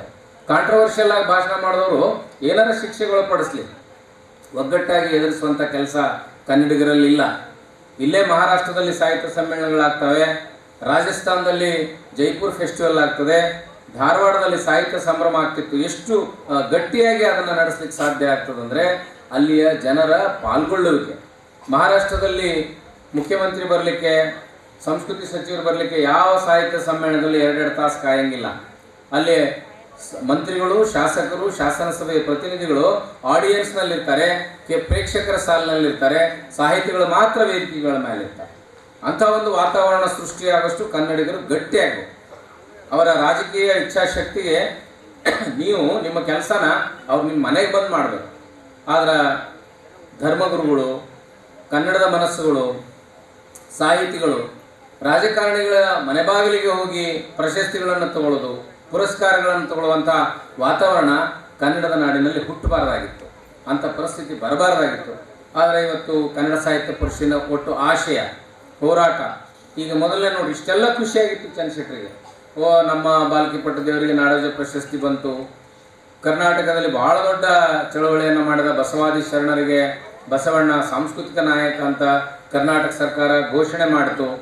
ಆಮೇಲೆ ಬಹಳ ವರ್ಷ 2ನೇ ಅವಧಿಗೆ ಚಂದ್ರಶೇಖರ್ ಆಯ್ಕೆ ಮಾಡ್ಕೋಬೇಕಾದ್ರೆ ಹೇಳಿದರು, ಕನ್ನಡ ಭವನವನ್ನು ನಿರ್ಮಾಣ ಮಾಡೋದು ನನ್ನ ಭಾಳ ದೊಡ್ಡ ಕನಸು, ಅದಾದರೆ ಆಯಿತು ಅಂತ ಹೇಳಿ ಅವರು ಹೋರಾಟ ಮಾಡಿ 2ನೇ ಸಲ ಚುನಾಯಿತರಾಗಿದ್ದರು. ಇನ್ನು ನೆಕ್ಸ್ಟ್ ಅಜೆಂಡಾ ಏನಾಗುತ್ತಂದ್ರೆ, ಇಲ್ಲ ಅದನ್ನು ವಾಪಸ್ ಸರ್ಕಾರದಿಂದ ಕಿತ್ಕೋಬೇಕು, ಇನ್ನೊಂದ್ಸಲ ಗೆಲ್ಬೇಕು ನಾನು ಅನ್ನೋಂಥ ಅಜೆಂಡಾ ಇಟ್ಕೊಂಡು ಬರೋಂಥ ವಾತಾವರಣ ಬರ್ತದೆ. ಹೆಂಗಿರ್ತದಂದ್ರೆ ಇದು ಬಹುಶಃ it is all A kind of creation. ಒಂಥರ ಸಮಯ ಸಂದರ್ಭ ಅದನ್ನು ಈಡು ಮಾಡ್ತದೆ. ಹೀಗೆ ಸಾಹಿತಿಗಳ ಜೊತೆಗೆ ಮಠಾಧೀಶರು ಸಾಹಿತ್ಯಕ್ಕೆ ನೀಡಿದ ಕೊಡುಗೆಯನ್ನು ಗೌರವಿಸಿ ಸಮ್ಮೇಳನದ ಅಧ್ಯಕ್ಷರನ್ನಾಗಿ ಮಾಡುವ ಒಂದು ಪರಂಪರೆಯನ್ನು ಕೂಡ ಚಂದ್ರಶೆಟ್ಟಿಯವರು ಪ್ರಾರಂಭ ಮಾಡಿದರು. 75ರ ಪ್ರಾಯದ ಬಸವಲಿಂಗ ಪಟ್ಟದೇವರು ಅದಕ್ಕೆ ಭಾಳ ಅರ್ಹರು. ಯಾಕಂದ್ರೆ ನಾನು 2-3 ವರ್ಷಗಳಿಂದ ಬಾಲ್ಕಿಗೆ ಹೋಗಿದ್ದೆ. ಅವರು ತೆಲುಗಿನಲ್ಲಿ, ಮರಾಠಿಯಲ್ಲಿ ಬಸವ ತತ್ವ ಪ್ರಸಾರ ಮಾಡೋದ್ರ ಮೂಲಕ ಇಡೀ ಆಂಧ್ರ ಪ್ರದೇಶದಲ್ಲಿ, ತೆಲಂಗಾಣದಲ್ಲಿ, ಮಹಾರಾಷ್ಟ್ರದಲ್ಲಿ ಲಿಂಗಾಯತರಿಗೆ ಗೌರವ ಸಿಗಲಿಕ್ಕೆ ಡಾಕ್ಟರ್ ಬಸವಲಿಂಗ ಪಟ್ಟದೇವರ ಶ್ರಮ ಭಾಳ ಕಾರಣ. ಇವತ್ತು ಮಹಾತ್ಮ ಬಸವೇಶ್ವರ ಅಂದರೆ ಮಹಾರಾಷ್ಟ್ರದಲ್ಲಿ ಮಾತಾಡಂಗಿಲ್ಲ. ಅನೇಕ ಲಿಂಗಾಯತರು ಕರ್ನಾಟಕದಲ್ಲಿ ಮುಖ್ಯಮಂತ್ರಿಗಳಾಗಿದ್ದರು. ಆದರೆ ಸಾಂಸ್ಕೃತಿಕ ನಾಯಕ ಅಂತ ಘೋಷಣೆ ಮಾಡಲಿಕ್ಕೆ ಹೆದರಿಕೆ ಏನಿತ್ತು ಅವ್ರಿಗಂದ್ರೆ, ನಾನು ಲಿಂಗಾಯತ ಇದನ್ನು ಘೋಷಣೆ ಮಾಡಿಬಿಟ್ರೆ ಇವನು ಜಾತಿವಾದಿ ಅಂತಾರಂತ ಹೆದರ್ಕೊಂಡು ಎಲ್ಲರೂ ಸುಮ್ಮನೆ ಇದ್ರು. ಆದರೆ ಈ ಮುಖ್ಯಮಂತ್ರಿಗಳು ಅದನ್ನು ಯಾಕೆ ಸಾಧ್ಯ ಮಾಡಿದ್ರು ಅಂದ್ರೆ ಬಸವ ತತ್ವವನ್ನು ಗಾಢವಾಗಿ ಅರ್ಥ ಮಾಡ್ಕೊಂಡಿದ್ರು. ಹೇಗೆ ಅಲ್ಲಿ ಸಾಮಾಜಿಕ ನ್ಯಾಯ ಇದೆ, ಅನುಭವ ಮಂಟಪದ ಕಲ್ಪನೆ ಇದೆ ಅನ್ನೋದನ್ನು ಮುಖ್ಯಮಂತ್ರಿಗಳಿಗೆ ಗೊತ್ತಿತ್ತು. ಅದನ್ನು ಮನದಟ್ಟು ಮಾಡಿದವರು ಕೂಡ ಬಾಲ್ಕಿಯಪ್ಪಗಳು, ತೋಂಟದಾರ್ಯ ಮಠದ ಸ್ವಾಮಿಗಳು, ಅನೇಕ ಪ್ರಗತಿಪರ ಬರಹಗಾರರು ಎಲ್ಲರೂ ಸೇರಿ ಅದನ್ನು ಸಾಧ್ಯ ಮಾಡಿದ ಮೇಲೆ ಎಷ್ಟು ನಾವು ಸಂಭ್ರಮಿಸಬೇಕಾಗಿತ್ತು, ಎಷ್ಟು ಕನ್ನಡಿಗರು ಖುಷಿ ಪಡಬೇಕು. ನೀವು ಬೀದರ್ನವರಂತೂ ಗಲ್ಲಿಯಲ್ಲಿ ಸಂಭ್ರಮ ಆಚರಿಸಬೇಕಾಗಿತ್ತು. ಬಸವ ಕಲ್ಯಾಣ ಬಾಲ್ಕಿಯಲ್ಲಿ ಪ್ರತಿ ಮೂಲೆಯಲ್ಲಿ ಮಹಿಳೆಯರು, ಮಕ್ಕಳು, ದಲಿತರು, ಅಹಿಂದ ವರ್ಗದವರು ಪ್ರತಿಯೊಬ್ಬರಿಗೆ ಶಕ್ತಿ ಕೊಟ್ಟದ್ದೇ ಬಸವಣ್ಣ. ಅಂಬೇಡ್ಕರ್ ಅವರ ಸಂವಿಧಾನದ ಕನಸನ್ನು ಸಾಕಾರ ಮಾಡಿದ್ದೇ ಬಸವಣ್ಣ. ಆದರೆ ಸಾಂಸ್ಕೃತಿಕ ನಾಯಕ ಘೋಷಣೆಯಾದಾಗ ಸಂತೋಷ ಪಟ್ವಿ. ಆದ್ರೆ ನಮಗಾಗಿರೋ ಸಂತೋಷ ಇದೆಯಲ್ಲ, ಅದನ್ನು ಅಭಿವ್ಯಕ್ತಿಪಡಿಸ್ಲಿಕ್ಕೆ ನಮ್ಗೆ ಏನೋ ಒಂದು ಸಣ್ಣ ಹಿಂಜರಿತ ಇದೆ. ಆದ್ರೆ ಆ ಹಿಂಜರಿತವನ್ನು ಕನ್ನಡಿಗರು ಯಾವಾಗಲೂ ಇಟ್ಕೋಬಾರ್ದು. ಅಂಥ ಕೆಲಸವನ್ನು ಸಮ್ಮೇಳನ ಮೂಲಕವಾಗಿ ಚಂದ್ರಶೆಟ್ಟರು ನಾನು ಪದೇ ಪದೇ ಹೇಳ್ತೀನಿ. ಸಮ್ಮೇಳನ ಅಂದ್ರೆ ಹಾಗೆ ಒಂದು ಸಂಭ್ರಮ. ಇಲ್ಲಿ ನಂದೊಂದು ಹಾಡು ಇರಲಿ, ನಂದೊಂದು ಡ್ಯಾನ್ಸ್ ಇರಲಿ, ನಂದೊಂದು ಕವಿತೆ ಇರಲಿ, ನಂದೊಂದು ಮಾತಿರಲಿ ಅಂತ ಪ್ರತಿಯೊಬ್ಬರು ಬಯಸ್ತಾರಲ್ಲ, ಅದಕ್ಕೊಂದು ಗುಣಮಟ್ಟ ಬಂದಿದೆಯಲ್ಲ. ಒಂದು ಕಾಲಕ್ಕೆ ಸಮ್ಮೇಳನಗಳು ಎಲ್ಲಿ ನಡೀತಾವೆ ಗೊತ್ತಿರಲಿಲ್ಲ, ಸಮ್ಮೇಳನದಲ್ಲಿ ಯಾರು ಭಾಗವಹಿಸ್ತಾರೆ ಗೊತ್ತಿಲ್ಲ, ಸಮ್ಮೇಳನ ಅಧ್ಯಕ್ಷ ಯಾರು ಆಗ್ತಾರೆ ಗೊತ್ತಿದ್ದಿಲ್ಲ. ಈಗ ಕವಿತೆ ಓದ್ಲಿಕ್ಕೆ ಪೈಪೋಟಿ, ಸಮ್ಮೇಳನಾಧ್ಯಕ್ಷ ಈ ಒಂದು ನಮೂನಿ ಜಿಲ್ಲೆಯ ಕ್ಯಾಬಿನೆಟ್ ಮಂತ್ರಿ ಇದ್ದಂಗೆ ಸಾಹಿತ್ಯ ಪರಿಷತ್ ಅಧ್ಯಕ್ಷ ಅಂದ್ರೆ. ನನಗೆ ಕವಿಗೋಷ್ಠಿಗೆ ಹಾಕಂತ ಬೆನ್ನತ್ತವ್ರು ಯಾರೋ, ಸಮ್ಮೇಳನಾಧ್ಯಕ್ಷರು ಮಾಡೋದು ಬೆನ್ನತ್ತವ್ರು ಯಾರೋ, ನಂಗೆ ಸನ್ಮಾನ ಮಾಡ್ರಿ ಅಂತ ಬೆನ್ನತ್ತಾರ. ಇಷ್ಟು ಸುಖ ಇದೆಯಲ್ಲ ಚಂದ್ರಶೆಟ್ಟಿ, ಆದ್ರೆ ಇಷ್ಟೇ ಅನಾಹುತ ಸುಖ ಇದೆ. ಇದು ರಿಸಲ್ಟ್ ಮಾತ್ರ ಏನಿಲ್ಲ, ಎಟ್ ದ ಎಂಡ್ ಎಲ್ಲರ ಕಡೆ ಬಯಸ್ಕೊಳ್ಳೋದು. ಸಮ್ಮೇಳನಾಧ್ಯಕ್ಷನ ಕೆಲಸ ಏನಂದ್ರೆ ನನಗೇನೂ ಮಾಡಲಿಲ್ಲ, ನನ್ನ ಅಲಕ್ಷ್ಯ ಮಾಡಲ್ಲ, ಸ್ಥಳೀಯ ಕಲಾವಿದರನ್ನ ಅಲಕ್ಷ್ಯ ಮಾಡಲಾಯಿತು, ಸ್ಥಳೀಯ ಕಲಾವಿದರಿಗೆ ಬೆಲೆ ಕೊಡಲಿಲ್ಲ, ಇಷ್ಟು ಅನ್ನಿಸ್ಕೊಳ್ಳೋದೇ ಒಂದು ಪರಮಾನಂದ. ಭಾಳ ಸುಖವಾಗಿ ಇನ್ನೂ ಹೆಚ್ಚು ಬಯಸ್ಕೋಬೇಕು. ಹೆಚ್ಚು ಬಯಸ್ಕೊಂತೀರಿ ಅಂದ್ರೆ ಭಾಳ ಚಲೋ ಕೆಲಸ ಮಾಡಕತ್ತೀರಿ ಅಂತ ಅರ್ಥ. ಅಂಥ ಒಂದು ಕೆಲಸವನ್ನು ಕನ್ನಡದ ಮನಸ್ಸುಗಳು ಯಾವಾಗ ಮಾಡ್ತಾವೆ. ನಾನು ಜಿಲ್ಲಾ ಕನ್ನಡ ಸಾಹಿತ್ಯ ಪರಿಷತ್ತಿನ ಎಲ್ಲ ಪದಾಧಿಕಾರಿಗಳಿಗೆ, ವಿಶೇಷವಾಗಿ ಬಾಲ್ಕಿ ಪೂಜ್ಯರು, ಅವರ ಉತ್ತರಾಧಿಕಾರಿಗಳು ಮತ್ತು ಈಗಿನ ಪಟ್ಟಾಧ್ಯಕ್ಷರು ಭಾಳ ಲವಲವಿಕೆಯಿಂದ ಓಡಾಡ್ತಾರೆ. ಸ್ವಾಮಿಗಳಂದ್ರೆ ಒಂದು ಕಾಲಕ್ಕೆ ಕಾನ್ಸೆಪ್ಟ್ ಏನಂತಂದ್ರೆ ಒಳ್ಳೆ ಉಗ್ರ ಮೂರ್ತಿಗಳು ಕುಂತಂಗೆ ವೇದಿಕೆ ಮೇಲೆ ಕುಂತು ಬಿಡ್ತಿದ್ರು, ಅಳ್ಳಾಡ್ತಿದ್ದಿಲ್ಲ, ನಿಶ್ಗಾಡ್ತಿದ್ದಿಲ್ಲ. ನಾನು ಸಣ್ಣವನಿದ್ದಾಗ ವೇದಿಕೆ ಮೇಲೆ ಯಾರನ್ನ ಸ್ವಾಮಿಗಳು ನೋಡಿದ್ರೆ ಇದೇನು ಸ್ಟ್ಯಾಚ್ಯೂ ಇಟ್ಟಾರೋ ಸ್ವಾಮಿ ಇಟ್ಟಾರೋ ಅಂತ ಅನುಮಾನ ಬರ್ತಿತ್ತು ನನಗೆ. ಅಂದರೆ ಭಾಳ ಇನ್ಆಕ್ಟಿವ್ ಆಗಿರೋದು, ರಾಜಗಾಂಭೀರ್ಯದಲ್ಲಿದ್ದವರು, ರಾಜಗಾಂಭೀರ್ಯದಲ್ಲಿ ನಡ್ಕೊಳ್ಳೋದು ಸ್ವಾಮಿತ್ವದ ಪರಂಪರೆ ಅಂತ ಭಾಳ ಮಂದಿ ತಿಳ್ಕೊಂಡಿದ್ರು. ಆದರೆ ಅದು ಹೆಂಗೆ ಬರ್ತಾ ಲಿಂಗಾಯತ ಮಠಗಳು ಜನಸಾಮಾನ್ಯರಿಗೆ ಹತ್ತಿರ ಆದರು, ಹೇಗೆ ಸಾಮಾನ್ಯರ ಸ್ವಾಮೀಜಿಗಳು ಅನ್ನುವಂಥ ಕಲ್ಪನೆ ಬಂತು, ಸ್ವಾಮೀಜಿಗಳು ಭಕ್ತರ ಮನೆಗೆ ಹೋಗ್ಲಿಕ್ಕೆ ಹತ್ತಿದ್ರು. ಆದರೆ ಕರ್ನಾಟಕದ ಸುಮಾರು 3-4 ಸಾವಿರ ಮಠಗಳೊಂದಿಗೆ ನನ್ನ ಒಡನಾಟ ಇದೆ. ನಾನು ಬಾಲ್ಕಿ ಮಠದಷ್ಟು ಭಕ್ತರಿಗೆ ಹತ್ತಿರವಾಗಿ ಹೋಗಿರುವಂಥ ಮಠನ ಮತ್ತೊಂದು ನೋಡ್ಲಿಕ್ಕೆ ಸಾಧ್ಯನೇ ಇಲ್ಲ. ಒಂದ್ಸಲ ಬಾಲ್ಕಿಯ ಪೂಜೆ ಜೊತೆಗೆ ಬೀದರ್ಲಿಂದ ಗುಲ್ಬರ್ಗಕ್ಕೆ ಹೋದೆ. ಯಾವುದೋ ಒಂದು ಸಣ್ಣ ಇಕ್ಕಟ್ಟಾದ ಓಣಿಯಲ್ಲಿ ಒಂದು ಸಣ್ಣ ಮನೆ ಇತ್ತು. ಆ ಮನೆಗೆ ಬಾಲ್ಕಿಯ ಪೂಡೋದು. ನಾನಂದೆ ನಮ್ಮ ಸ್ವಾಮಿಗಳು ಭಾಳ ಶ್ರೀಮಂತರ ಮನೆಗೆ ಹೋಗೋದು ಕೇಳಿದ್ದೀನಿ. ನಾನು ಭಯಂಕರ ಆಡಂಬರದ ವಿಷಯಗಳನ್ನು ನೋಡಿ ಅದ್ಭುತವಾಗಿ ಸ್ವಾಗತ ಮಾಡಿ, ಯಾಕ್ರಿ ಬಂದು ಇಲ್ಲಿ ಯಾಕೆ ಹೋಗೋದ್ರೆ, ಇಲ್ಲ ಅವ ನಮ್ಮ ಜಿಲ್ಲಾದವ, ನಮ್ಮ ತಾಲೂಕಿನವ, ನಮ್ಮ ಮಠಕ್ಕೆ ಭಾಳ ನಡ್ಕೊತಾನ, ಅವ್ರ ಮನೆಗೆ ಒಂದು 10 ನಿಮಿಷ ಹೋಗೋಣ ಅಂತಂದ್ರು. ಆ 10 ನಿಮಿಷ ಅವ್ರು ಇಷ್ಟು ಸಣ್ಣ ಮನೆಯಲ್ಲಿ ಅವರೊಂದು ಇಮಿಡಿಯೇಟ್ ಆಗಿ ಒಂದು ಕಾರ್ಯಕ್ರಮ ಮಾಡಿದ್ರು, ಸಭೆ ಆಯಿತು, ಭಾಷಣ ಮಾಡಿದ್ರು. ನನಗೂ ಹೇಳಿದ್ರು, ನೀವು ಗದಗಲಿಂದ ಬಂದಿರಿ, ತೋಟದಾರ ಪ್ರತಿನಿಧಿ ಇದ್ದಂಗಾದ್ರಿ, ನೀವು ಭಾಷಣ ಮಾಡ್ರಿ ಅಂತ. ಅವಾಗ ಕಂಡುಕೊಂಡೆ ಯಾಕೆ ಬಾಲ್ಕಿ ಮಠ ಈ ನಾಡಿನಲ್ಲಿ 21ನೇ ಶತಮಾನದಲ್ಲಿ ಇಷ್ಟೊಂದು ಸಂಚಲನವನ್ನು ಉಂಟು ಮಾಡಲಿಕ್ಕೆ ಸಾಧ್ಯ ಆಯಿತು ಅನ್ನೋದು ನನಗೆ ಅರ್ಥ ಆಯಿತು. ಹಾಗೆ ನಮ್ಮ ಗುರುಬಸವ ಪಟ್ಟದೇವರು ಭಾಳ ಉತ್ಸಾಹಿಗಳು. ಈ ಆರ್ಗನೈಸಿಂಗ್ ಕೆಪಾಸಿಟಿ, ಸಾಹಿತ್ಯ ಪರಂಪರೆ ಹೇಗೆ ತನ್ನ ರೂಪಾಂತರಗೊಳ್ಳುತ್ತದೆ, ಮಠಗಳ ಪರಂಪರೆ ಕೂಡ ರೂಪಾಂತರಗೊಳ್ಳುತ್ತದೆ. ಚನ್ನಬಸವ ಪಟ್ಟದೇವರು ಶಿವಯೋಗದ ಮೂಲಕ, ಜಾತ್ಯತೀತ ಸಮಾಜದ ಮೂಲಕ ಭಾಳ ಗಂಭೀರವಾಗಿ ಒಂದು ಬದಲಾವಣೆಯನ್ನು ತಂದರು. ಅವರ ನಂತರದ ಬಸವಲಿಂಗ ಪಟ್ಟದೇವರು ಶೈಕ್ಷಣಿಕ ಸಂಸ್ಥೆಗಳನ್ನು ಪ್ರಾರಂಭ ಮಾಡೋದ್ರ ಮೂಲಕವಾಗಿ ಶೈಕ್ಷಣಿಕ ಕ್ರಾಂತಿಯನ್ನು ಪ್ರಾರಂಭ ಮಾಡಿದರು. ಈಗ ಹೊಸ ತಲೆಮಾರಿನ ನಮ್ಮ ಗುರುಬಸವ ಪಟ್ಟದೇವರ ಕಾನ್ಸೆಪ್ಟ್ ಹೆಂಗಿದೆ ಅಂತಂದ್ರೆ, ಇಲ್ಲಿ ಶಿಕ್ಷಣ ಇರಬೇಕು, ಸಂಸ್ಕೃತಿ ಇರಬೇಕು, ಧರ್ಮ ಇರಬೇಕು, ಅದರಲ್ಲಿ ಸ್ವಾಮಿಯಾದವರು ಸ್ವತಃ ಒಳಗೊಳ್ಳಬೇಕು. ಇಲ್ಲಿಬ್ಬರು ಭಾಳ ಆ್ಯಕ್ಟಿವ್ ಆಗಿ ಓಡಾಡೋದನ್ನು ನೋಡಿದೆ. ಒಂದು ಜಿಲ್ಲಾಧ್ಯಕ್ಷರು ಸುರೇಶ್ ಚಂದ್ರಶೆಟ್ಟಿ, ಆಮೇಲೆ ನಮ್ಮ ಸ್ವಾಮಿಗಳು ಸಣ್ಣ ಕಿರಿಯ ಸ್ವಾಮಿಗಳು. ಅವರಿಗೆ ನಾನು ಭಾಳ ಸಲ ಹೇಳ್ತಿರ್ತೀನಿ, ನಿಮ್ಗೆ ಅದ್ಭುತವಾದ ವಿಷನ್ ಇದೆ, ಭವಿಷ್ಯ ಇದೆ, ಈ ನಾಡನ್ನು ಇನ್ನೂ ಸಮೃದ್ಧಗೊಳಿಸುವಂಥ ಶಕ್ತಿ ಇದೆ. ನೀವು ಸಾಹಿತ್ಯ ಪರಿಷತ್ತಿನ ಜೊತೆಗಿರಬೇಕು, ಸರ್ಕಾರಿ ಸ್ವಾಮ್ಯದ ಸಂಸ್ಥೆಗಳ ಜೊತೆಗಿರಬೇಕು, ಬೀದಿಯ ಹೋರಾಟ ಅಂತ ಬಂದರೂ ಇರಬೇಕು. ಯಾಕಂದ್ರೆ ಬಸವಣ್ಣ ಈ ಧರ್ಮವನ್ನು ಕಟ್ಟಿದ್ದು ಜನಸಾಮಾನ್ಯರ ಮೂಲಕ, ಬಸವಣ್ಣ ಈ ಧರ್ಮವನ್ನು ಉಳಿಸಿದ್ದು ಜನರಾಡುವ ಕನ್ನಡ ಭಾಷೆಯ ಮೂಲಕ. ಆದರೆ ಅದೇ ಜಿಲ್ಲೆಯಲ್ಲಿ ಇವತ್ತು ಕನ್ನಡ ಅನಾಥ ಆಗೋದು, ಕನ್ನಡ ಸಾಹಿತ್ಯ ಪರಿಷತ್ತು ಅನಾಥವಾಗುವಂಥ ವಾತಾವರಣ ಬರದೇ ಇರಲಿಕ್ಕೆ ಬಾಲ್ಕಿಯ ಪೂಜ್ಯರು ಅನೇಕ ರಾಜಕಾರಣಿಗಳನ್ನು ಎಚ್ಚರಿಸುವ ಕೆಲಸವನ್ನು ಸಾಹಿತ್ಯ ಪರಿಷತ್ತು ಸದಾಕಾಲ ಮಾಡಲಿ ಅಂತ ಆಶಿಸಿ, ಸಮ್ಮೇಳನ ಸರ್ವಾಧ್ಯಕ್ಷ ಎನ್ನುವ ಪಟ್ಟ ಒಂದು ರೀತಿಯಲ್ಲಿ ನನಗೆ ಬಯಸಿ ಬಂದದ್ದು ಅಂಗಭೋಗ, ಬಯಸದೇ ಬಂದದ್ದು ಲಿಂಗಭೋಗ ಎನ್ನುವ ಹಾಗೆ ನಾನು ಲಿಂಗಭೋಗವನ್ನು ಸ್ವೀಕಾರ ಮಾಡಿ ಇವತ್ತು ಸಮ್ಮೇಳನ ಸರ್ವಾಧ್ಯಕ್ಷನಾಗಿ ಸನ್ಮಾನ ಸ್ವೀಕರಿಸಿದ್ದು ಬಹಳ ಅರ್ಥಪೂರ್ಣ ಕಾರ್ಯಕ್ರಮ ಜರುಗಿದೆ ಎಂದು ನಾಡೋಜ ಡಾಕ್ಟರ್ ಬಸವಲಿಂಗ ಪಟ್ಟದೇವರು ಮಾತನಾಡಿ ತಿಳಿಸಿದರು. ಕನ್ನಡ ಭವನದ ಬಗ್ಗೆ ಮಾತನಾಡಿದ ಅವರು, ಎಷ್ಟೋ ಸಂಸ್ಥೆಗಳಿಗೆ ಇಲಾಖೆ ಅನುದಾನ ನೀಡುತ್ತದೆ, ಆದರೆ ಅನುದಾನ ಕೊಟ್ಟು ಆಮೇಲೆ ಅದು ನಮ್ಮದೇ ಎಂದು ವಶಪಡಿಸಿಕೊಂಡಿರುವುದು ನಾನು ನೋಡಿರುವುದು ಇದು ಮೊದಲನೇ ಸಲ ಎಂದರು. ಹಾಗಾದರೆ ಕನ್ನಡ ಮತ್ತು ಸಂಸ್ಕೃತಿ ಇಲಾಖೆಯವರು ನಮ್ಮ ನಮ್ಮ ಮಠಕ್ಕೂ ಕೂಡ ಅನುದಾನ ನೀಡಿದೆ, ಹಾಗಂತ ಮಠ ಕೂಡ ವಶಪಡಿಸಿಕೊಳ್ಳುತ್ತಾರಾ ಎಂದು ಪ್ರಶ್ನೆ ಮಾಡಿದ್ರು. ಇದು ಒಂದು ರೀತಿಯಲ್ಲಿ ಬಹಳ ಒಂದು ಆಶ್ಚರ್ಯಕರ ಹಾಸ್ಯಾಸ್ಪದ ಸಂಗತಿಯಾಗಿದೆ ಎಂದರು.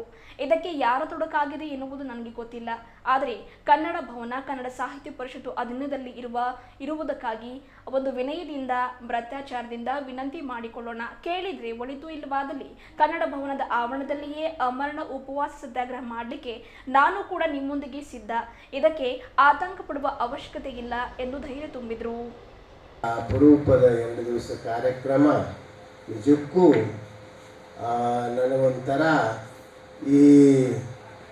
ಇದನ್ನು ಬಹಳಷ್ಟು ಬೇಡ ಬೇಡ ಅಂದ್ರೂ ಅವ್ರು ಬಯಸಿ ಬಂದದ್ದು ಅಂಗಭೋಗ, ಬಯಸದೇ ಬಂದದ್ದು ಲಿಂಗಭೋಗ ಅಂತಾರಲ್ಲ, ಹಾಗೆ ನಾನು ಅದನ್ನು ಲಿಂಗಭೋಗ ಅಂತ ಸ್ವೀಕಾರ ಮಾಡಿದೆ.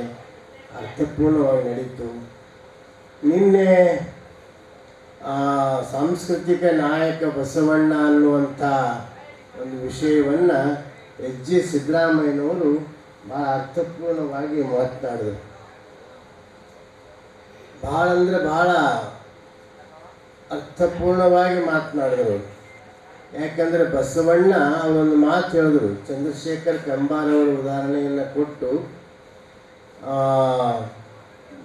ಇಡೀ ಜಾಗತಿಕ ಬಸವಣ್ಣ ಇವತ್ತ ವಿಕ್ರಮ್ ವಿಸಾಜಿಯವರು ಹೇಳಿದರು, ಇಡೀ ಪ್ರಪಂಚದಲ್ಲಿ ಎಲ್ಲ ಕವಿಗಳನ್ನು ಗಣನೆ ಮಾಡಿದ್ರೆ ಬಸವಣ್ಣ, ಅಲ್ಲಮ, ಅಕ್ಕ ಮಹಾದೇವಿ ನಿಜವಾದ ಕವಿಗಳು ಅಂತ ಅವ್ರು ಹೇಳಿದರು.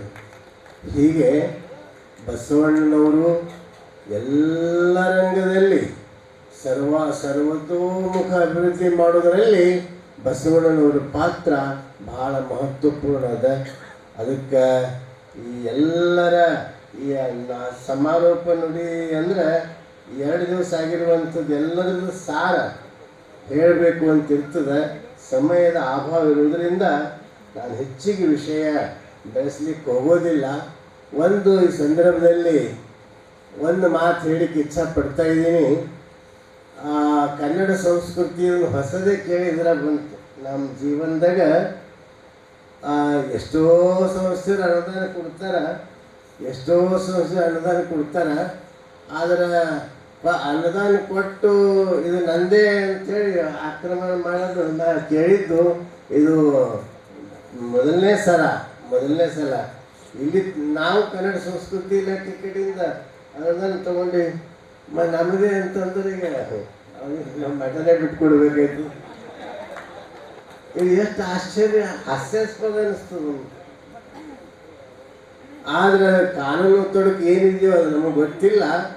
ಆದರೆ ಚಂದ್ರಶೇಖರಿಗೆ ಒಂದು ಆಶ್ವಾಸನೆ ಕೊಡ್ತೀನಿ, ನಾವು ಎಲ್ಲ ಮಂತ್ರಿಗಳಿಗೆ ಎಲ್ಲರಿಗೂ ವಿನಯದಿಂದ ಭ್ರಷ್ಟಾಚಾರದಿಂದ ಅವರಿಗೆ ನಾವು ವಿನಂತಿ ಮಾಡಿಕೊಳ್ಳೋಣ. ಅದು ಏನದ ಹೆಂಗೆ ಕೂಡಿಸ್ರಿ ಕನ್ನಡ ಭವನ ಕನ್ನಡ ಸಾಹಿತ್ಯ ಪರಿಷತ್ತಿಗೆ ಅದು ಉಳಿಬೇಕು ಅಂತ ಕೇಳಿದರೆ ಚಲೋ ಆಯಿತು. ಕೇಳಿಲ್ಲ ಅಂದರೆ ಮೊದಲು ಎಲ್ಲ ಪ್ರಯೋಗ ಮುಗಿದ ಮೇಲೆ ಕೊನೆಯ ಅಸ್ತ್ರ ಆ ಕನ್ನಡ ಭವನದಾಗೆ ನಾವು ಒಂದು ಉಪವಾಸ ಸತ್ಯಾಗ್ರಹ ಮಾಡಲಿಕ್ಕೆ ಬರ್ತೀವಿ. ಅದಕ್ಕೇನು ಎದೆಗುಂದೋದು ಬೇಡ, ಏನು ಅಂಜೋದು ಬೇಡ, ಹೆದರೋದು ಬೇಡ. ಯಾಕಂದರೆ ಎಷ್ಟೋ ದಿವಸಗಳವರೆಗೆ ಹೋರಾಟ ಮಾಡಿ ಮಾಡಿ ಮಾಡಿ ಮಾಡಿ ಆ ಕನ್ನಡ ಭವನ ಪೂರ್ಣಗೊಂಡದು. ಈಗ ಮತ್ತೆ ಪೂರ್ಣಗೊಂಡಿನ ಹಿಂಗೆ ಉಸಿರು ಬಿಟ್ಟಿಲ್ಲ. ಇದು ನಮ್ಮದಂತಂತಾರಂದ್ರೆ ಎಷ್ಟು ಆಶ್ಚರ್ಯ ಅದ, ಎಷ್ಟು ಇದು ಅದ. ಇದು ಒಳ್ಳೆ ಬೆಳವಣಿಗೆ ಅಲ್ಲ.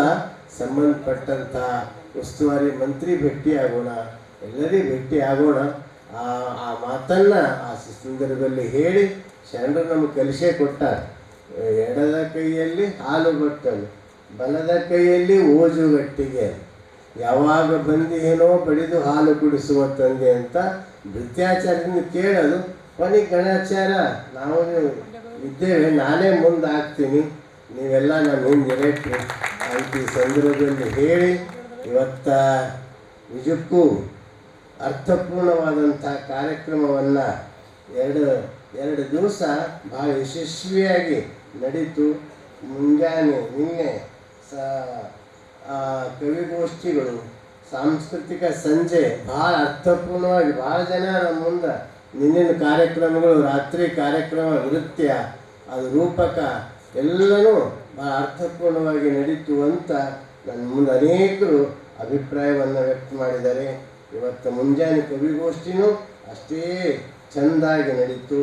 ಆಮೇಲೆ ಸಂಕೀರ್ಣ ಗೋಷ್ಠಿಯಲ್ಲಿಯೂ ಅವರವರ ವಿಷಯಗಳನ್ನು ಭಾಳ ಅರ್ಥಪೂರ್ಣವಾಗಿ ಕನ್ನಡ ಭಾಷೆಯನ್ನು ಹೇಗೆ ಉಳಿಸ್ಬೇಕು, ಬೆಳೆಸಬೇಕು, ಎಲ್ಲ ರಂಗದಲ್ಲಿ ಕನ್ನಡವನ್ನು ಹೆಂಗೆ ಜಾರಿಗೊಳಿಸಬೇಕು ಅನ್ನೋ ಮಾತುಗಳನ್ನು ಅವರವರ ವಿಷಯಗಳನ್ನು ಭಾಳ ಅರ್ಥಪೂರ್ಣವಾಗಿ ಮಾತನಾಡಿದ್ದಾರೆ.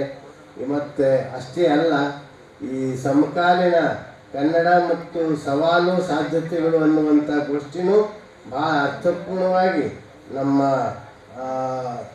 ಈ ರೋಹಿಣಾಕ್ಷ ಶಿರ್ಲಾಲು ಅನ್ನೋರು ಭಾಳ ಒಳ್ಳೆಯ ರೀತಿಯಿಂದ ಅವರು ಪ್ರಸ್ತಾಪವನ್ನು ಮಾಡಿದರು.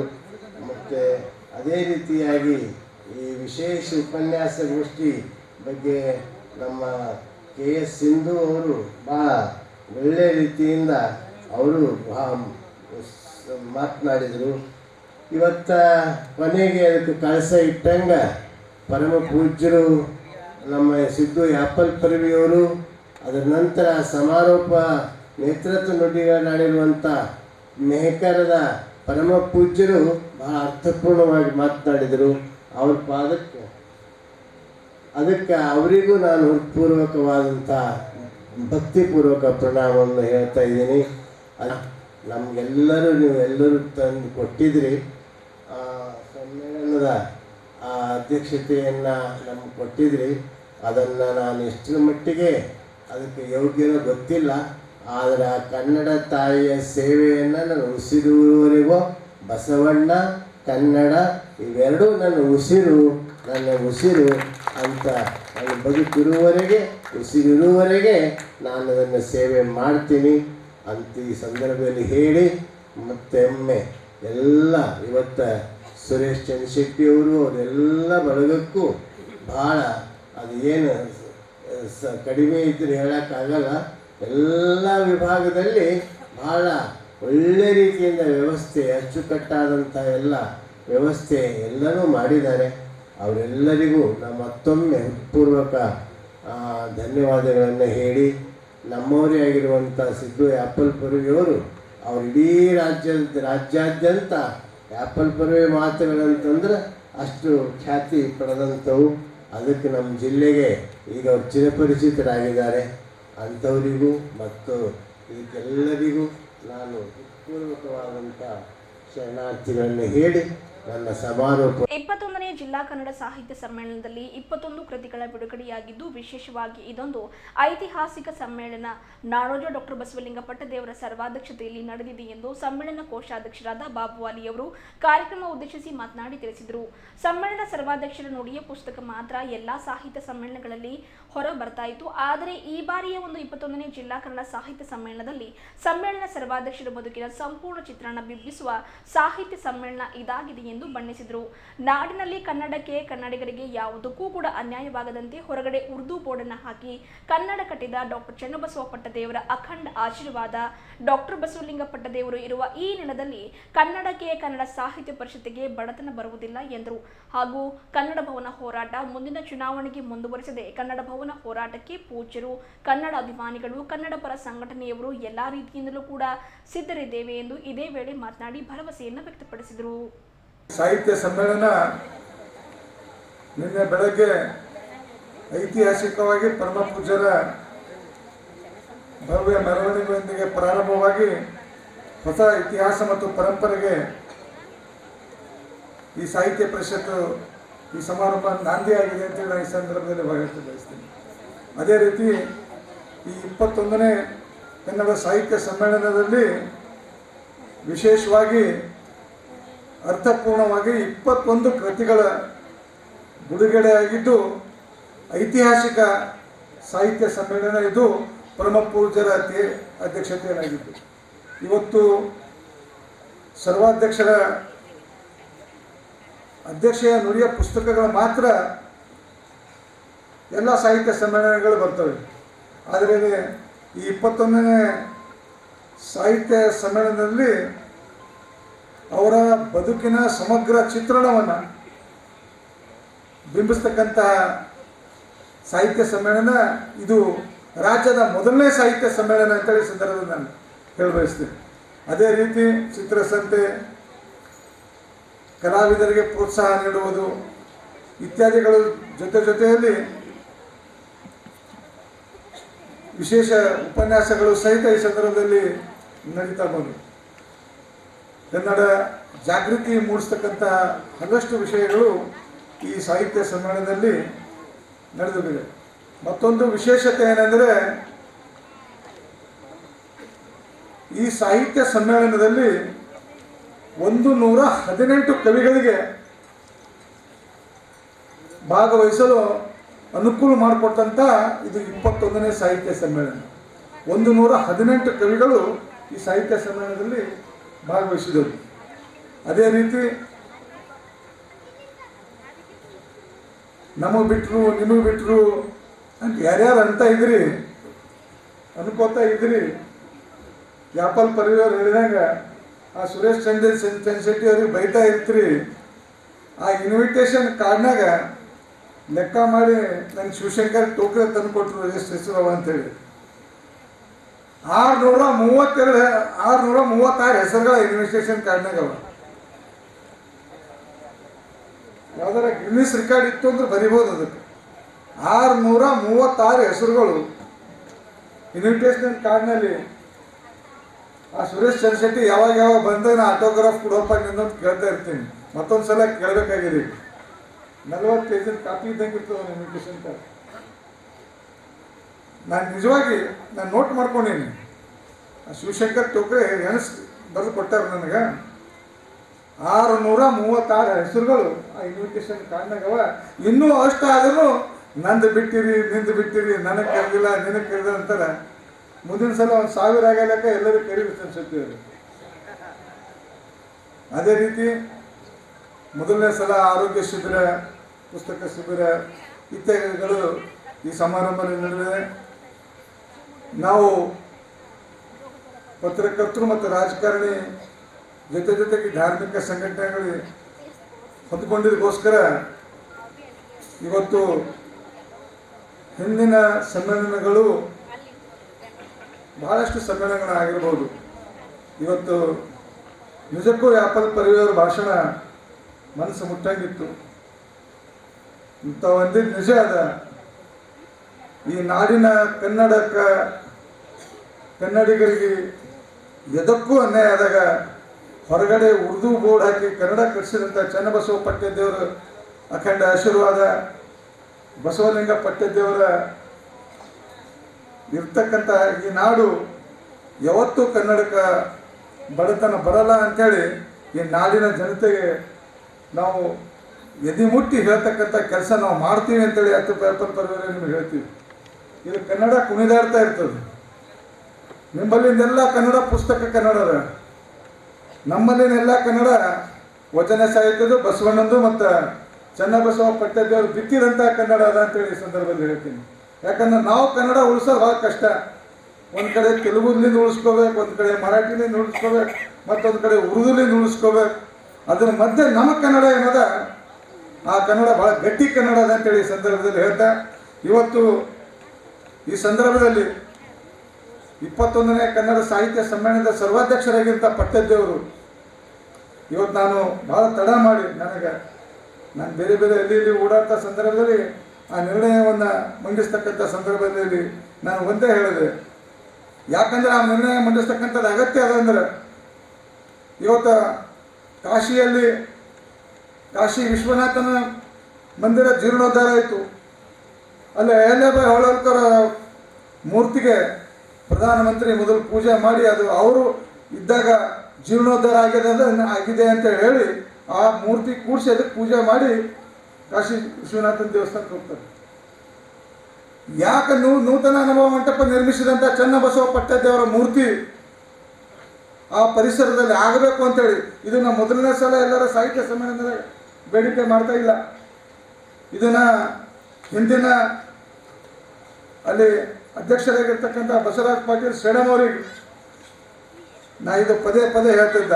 ಇದ್ರ ಜೊತೆ ಇನ್ನೊಂದು ಮಾತು ಹೇಳ್ತಿದ್ದ, ಯಾರು ನೂತನ ಅನುಭವ ಮಂಟಪದ ಅಧ್ಯಕ್ಷರಾಗಿರ್ತಾರೋ ಅವರು ಸರ್ಕಾರದ ಯಾವುದೇ ಸರ್ಕಾರಗಳು ಬರಲಿ, ಯಾವುದೇ ಸರ್ಕಾರಗಳು ಹೋಗಲಿ, ಸರ್ಕಾರ ಬರ್ತಾ ಇರ್ತಾವೆ, ಸರ್ಕಾರ ಹೋಗ್ತಾ ಇರ್ತಾವೆ, ಆ ನೂತನ ಅನುಭವ ಮಂಟಪದ ಅಧ್ಯಕ್ಷರು ಶಾಶ್ವತವಾಗಿ ಅನುಭವ ಮಂಟಪದ ಸರ್ಕಾರದ ಏನು ಅನುಭವ ಮಂಟಪ ಅಭಿವೃದ್ಧಿ ಮಂಡಳಿ ಇದೆ, ಬಸವ ಕಲ್ಯಾಣ ಅಭಿವೃದ್ಧಿ ಮಂಡಳಿ ಇದೆ, ಅದರ ಸದಸ್ಯರಾಗಿರಬೇಕು ಅಂತೇಳಿ.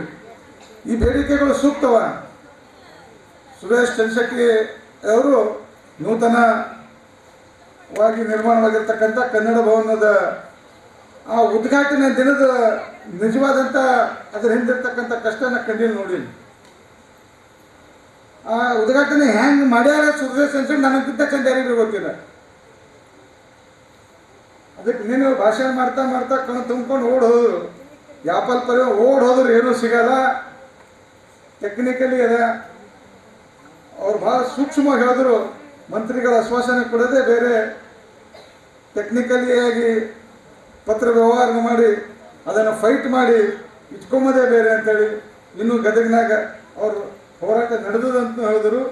ಮತ್ತು ಮುಂದಿನ ಚುನಾವಣೆಗೆ ನಿಮ್ಮ ಹೋರಾಟ ನಿರಂತರವಾಗಿ ಇರಲು ಅಂತಲೂ ಹೇಳಿದ್ರು. ಅದು ಮುಂದಿನ ಚುನಾವಣೆ ಬರೋ ತನಕ ಹೋರಾಟ ಮುಂದುವರ್ಸೋದು ಬೇಡ.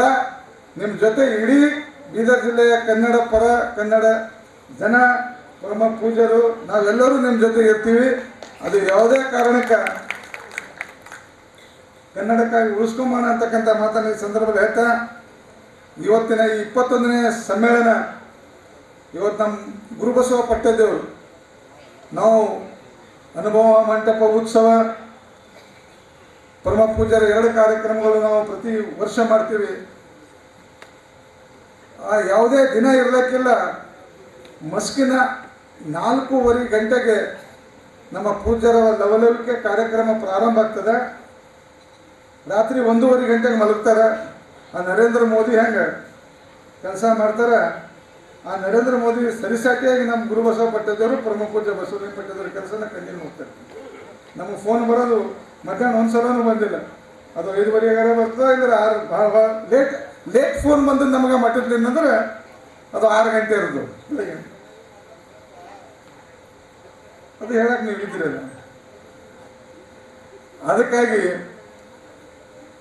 ಯಾವತ್ತೂ ಭೀ ಈ ಸಮ್ಮೇಳನದ ಒಂದು ವಿಶಿಷ್ಟ ಏನದ ಅಂದ್ರೆ, ಇವತ್ತು ಅಪ್ಪವ್ರ ನೇತೃತ್ವದಾಗ ಬಸವಲಿಂಗ ಪಟ್ಟದೇವರಿಗೆ ಈ ಕನ್ನಡ ಸಾಹಿತ್ಯ ಸಮ್ಮೇಳನದ ಸರ್ವಾಧ್ಯಕ್ಷರು ಮಾಡಿದ್ದು ಎಂತಹ ಸಮಯದಾಗ ನೀವು ಮಾಡಿರಿ ಅಂದ್ರೆ, ಇವತ್ತು ಕರ್ನಾಟಕಕ್ಕೆ ಬಸವಣ್ಣನವರನ್ನು ಸಾಂಸ್ಕೃತಿಕ ನಾಯಕರಂತೇಳಿ ಮಾಡಬೇಕು ಅಂತೇಳಿ ಮುಂಚೂಣಿಯಲ್ಲಿ ಧ್ವನಿ ಎತ್ತಿದಂತಹ ಪರಮ ಪೂಜ್ಯರು ಯಾರು ಅಂದ್ರೆ ಬಸವಲಿಂಗ ಪಟ್ಟದೇವರು.